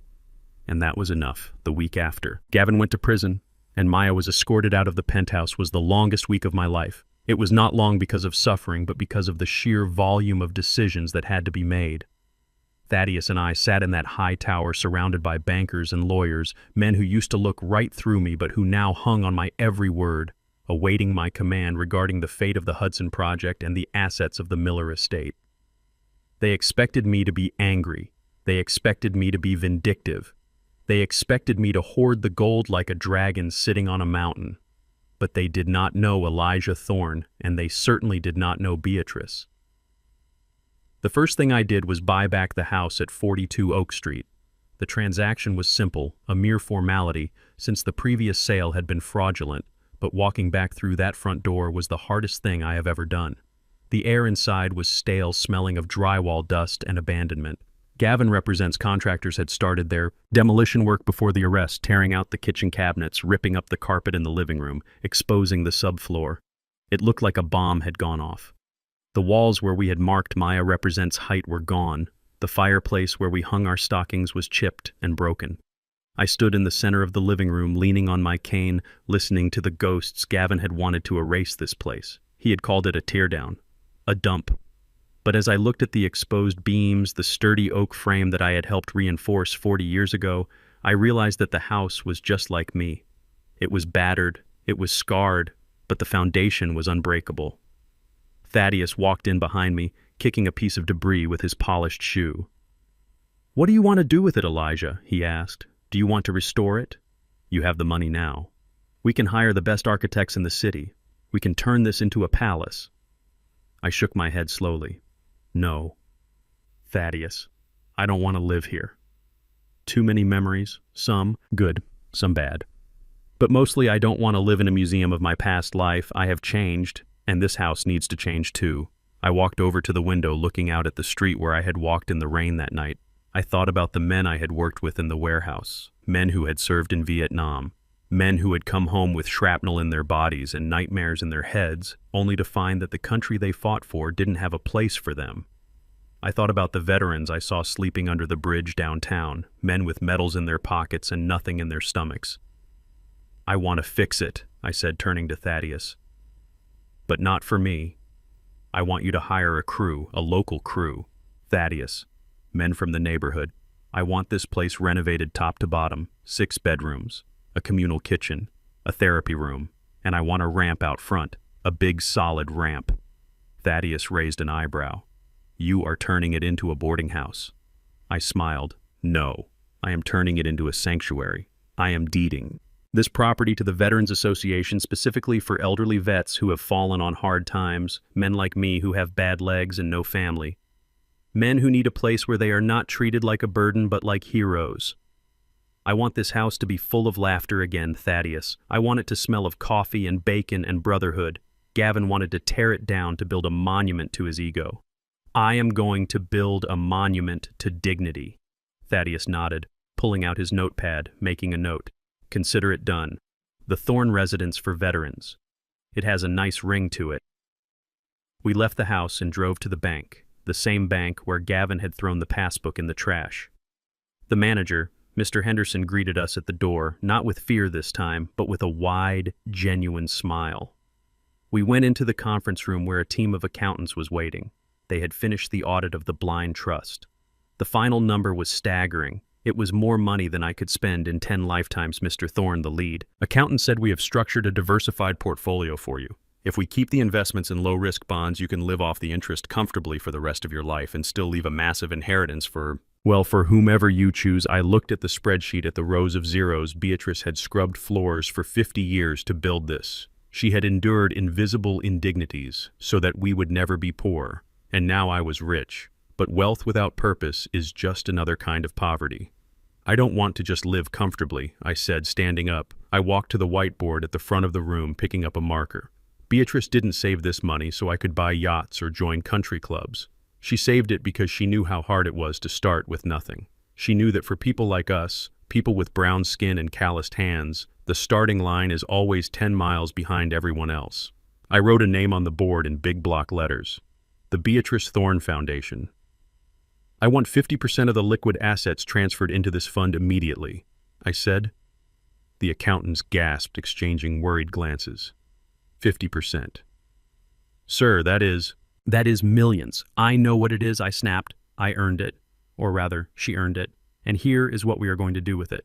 We are establishing a scholarship fund, but not for the valedictorians, not for the kids with the perfect grades who already get all the offers. This fund is for the C students, the kids who have to work 2 jobs after school to help their mamas pay rent. The kids who fall asleep in class because they were working the night shift at the warehouse. I looked at Thaddeus, who was smiling softly. He knew exactly where I was going. I want this money to go to trade schools, I continued. I want to pay for electricians, plumbers, carpenters, nurses, the people who build this city, the people who clean it, the people who make it run. I want to pay for their tuition, their books and their tools, and I want every single check to come with a letter telling them the story of Beatrice Thorne, the cleaning lady who owned the skyline. The room was silent. I could see the shift in their eyes. They were no longer looking at a client. They were looking at a legacy. Mr. Henderson cleared his throat, visibly moved. We will set it up immediately, Mr. Thorne. It will be an honor.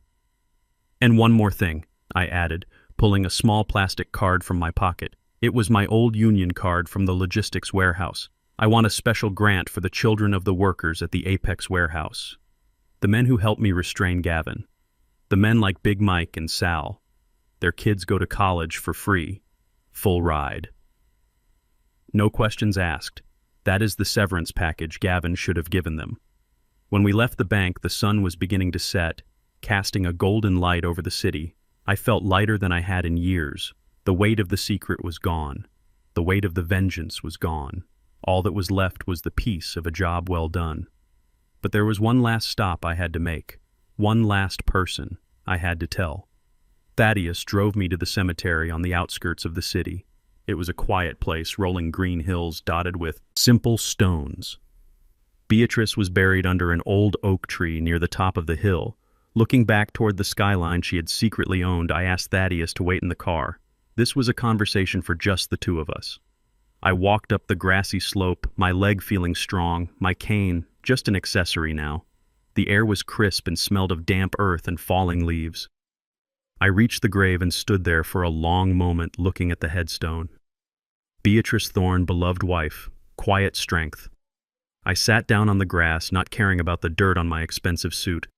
I reached into my pocket and pulled out the passbook, the blue book with the taped spine that had started it all.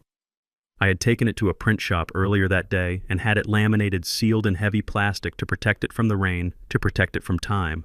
I placed the book on the grass, leaning it against her stone. "Hey, Bee," I whispered, my voice thick with emotion. "You were right. You were right about everything. You told me once that the truth is like a river. It always finds a way to the ocean. Well, the river flooded, Bee. It washed everything away." I touched the cold granite, tracing her name with my finger. "We got him. B.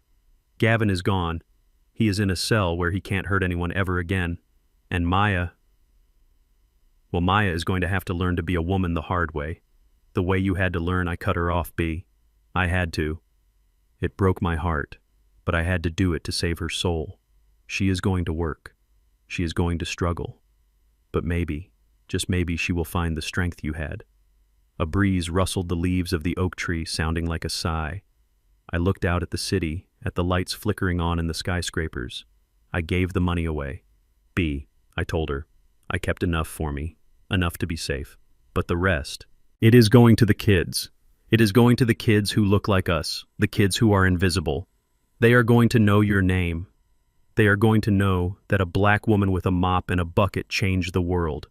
I felt a tear run down my cheek, hot and cleansing. I let it fall. "And the house," I continued, "it is going to be full of soldiers, B men who need a home. I think you would like that. You always did have a soft spot for strays." I stayed there for a long time, watching the stars come out. I felt her presence there in the wind, in the quiet, in the beat of my own heart. She wasn't gone. She was in the concrete of the buildings she owned. She was in the future of the students. She would help. And she was in the spine of the husband she had saved. I stood up, brushing the grass from my knees. I looked at the passbook one last time, gleaming in the moonlight. "You won, B," I said softly. "We taught them a lesson they will never forget. The junk in the trash turned out to be the treasure, and the old man in the basement turned out to be the king." I turned and walked back down the hill toward the waiting car. I didn't look back.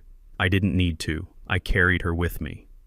I got into the car, and Thaddeus looked at me in the rearview mirror. "Where to?" "Elijah," he asked. I looked at the road ahead, stretching out into the night, endless and full of possibility. "Let is go get a steak." "Thaddeus," I said, "a big one, and then take me home. Not to the old house, to the new one. I have a lot of work to do, and I am just getting started." The morning sun hits the trellis in my new garden at exactly 7 o'clock, painting the roses in shades of gold and crimson that remind me of the lipstick Beatrice used to wear on Sundays. I sit here on a bench made of sturdy teak, gripping a mug of hot coffee, and I listen not to the sirens of the city or the screaming of greedy men, but to the sound of wind chimes dancing in the breeze. It has been 6 months since the doors of the federal courthouse closed behind Gavin Miller, and 6 months since my daughter Maya walked out of the elevator and into the reality of a working-class life. People ask me if I am lonely living in this smaller house near the lake. It is not a mansion. It does not have a ballroom or a wine cellar. It has a good kitchen, a comfortable chair, and a garden. The answer is no. I am not lonely. Loneliness is living in a house full of people who don't see you. Solitude, on the other hand, is living with yourself and liking the company. I have my books. I have my health, which is improving every day, thanks to the best doctors money can buy. And I have my visits to the Thorne residence for veterans. I drove past there yesterday. The old house on Oak Street looks different now. The ramp is finished wide and welcoming. The windows are open, and I could hear the sound of a baseball game on the radio drifting out onto the porch. 3 men were sitting there. Men who looked like I used to look tired, worn down by a world that had used them up, but they were smiling. They were drinking iced tea and arguing about the score. Seeing them there in the house Beatrice and I built fills a hole in my heart that I didn't know existed. Gavin wanted to tear those walls down to build a monument to his vanity. Instead, those walls are now sheltering men who actually know what honor means. As for Maya, Thaddeus brings me a report once a month. She is working as a receptionist at a dental clinic downtown. It is not a glamorous job. She takes the bus. She lives in a small apartment where the radiator clanks in the winter. The report says she looks tired. It says she has stopped buying designer clothes because she has to pay for electricity. It says she cries sometimes in the break room. Reading that is hard. It is the hardest thing I have ever had to do. But then I read the last line of the report. It says she called her aunt last week not to ask for money but just to talk.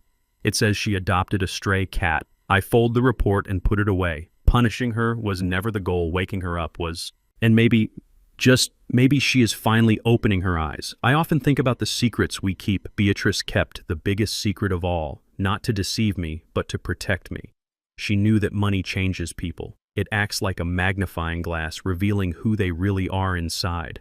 For Gavin, money was a drug that amplified his greed and his cruelty. For Maya, it was a shield that hid her insecurity. For me, it is a tool. Nothing more and nothing less. It is a hammer to build a school, a key to open a door for a veteran, and a blanket to keep the cold away. But it is not who I am. I am still. Elijah, the man who knows the price of milk, the man who respects the person who sweeps the floor just as much as the person who owns the building. I want to ask you something, friend, as we come to the end of this story, and I want you to be honest with me in the comments below. How much do you really know about the people you live with? If the money ran out tomorrow, if the house was gone, would your family still be standing, or would they turn on each other like wolves? And for the parents listening, do your children respect you for who you are, or do they only respect what you can give them? It is a scary question, I know, but it is better to ask it now than to find out the answer when you are 72 years old standing in the rain. And there is another question, a financial one. Do you think I was right to hide the truth for so long? Or rather, was Beatrice right? In this age of social media where everyone flashes their wealth, where everyone wants to look like a king, should we be moving in silence? Is privacy the ultimate luxury, telling nobody what you have until it is time to use it to protect yourself? I read every single comment you write, and I learn from you just as I hope you have learned from me. This journey hasn't just been about revenge. Revenge is a fire that burns out quickly, leaving only ash. This has been about justice, and justice is a slow, steady river. It carves through the hardest rock. Given enough time, I didn't set out to destroy my family. I set out to save my dignity, and in doing so, I saved a legacy that was almost thrown into the garbage. Beatrice used to say that the loudest person in the room is usually the weakest. The strong ones don't need to shout. Gavin shouted, Maya shouted, but in the end, the quiet cleaning lady and the crippled warehouse worker were the ones left standing. So take a look at your life. Take a look at the quiet people around you, the ones you might have overlooked, the ones you might have underestimated. You never know which one of them is holding the passbook that holds the keys to the kingdom. We often judge wealth by the clothes someone wears or the car they drive, but true power is silent. My wife Beatrice taught me that dignity isn't something you buy, it is something you build, brick by brick in the shadows where no one is watching. Gavin and Maya made the fatal mistake of confusing kindness with weakness and silence with ignorance. They thought they could throw away a lifetime of sacrifice like yesterday is trash, but in the end the junk they discarded was the very anchor that could have saved them. Never underestimate the people who built the ground you stand on. If this story made you think, if it made you want to call your parents or check your own financial walls, please hit the like button and subscribe to the channel. Share this story with someone who needs to hear it, someone who might be struggling with a Gavin or a Maya in their own life.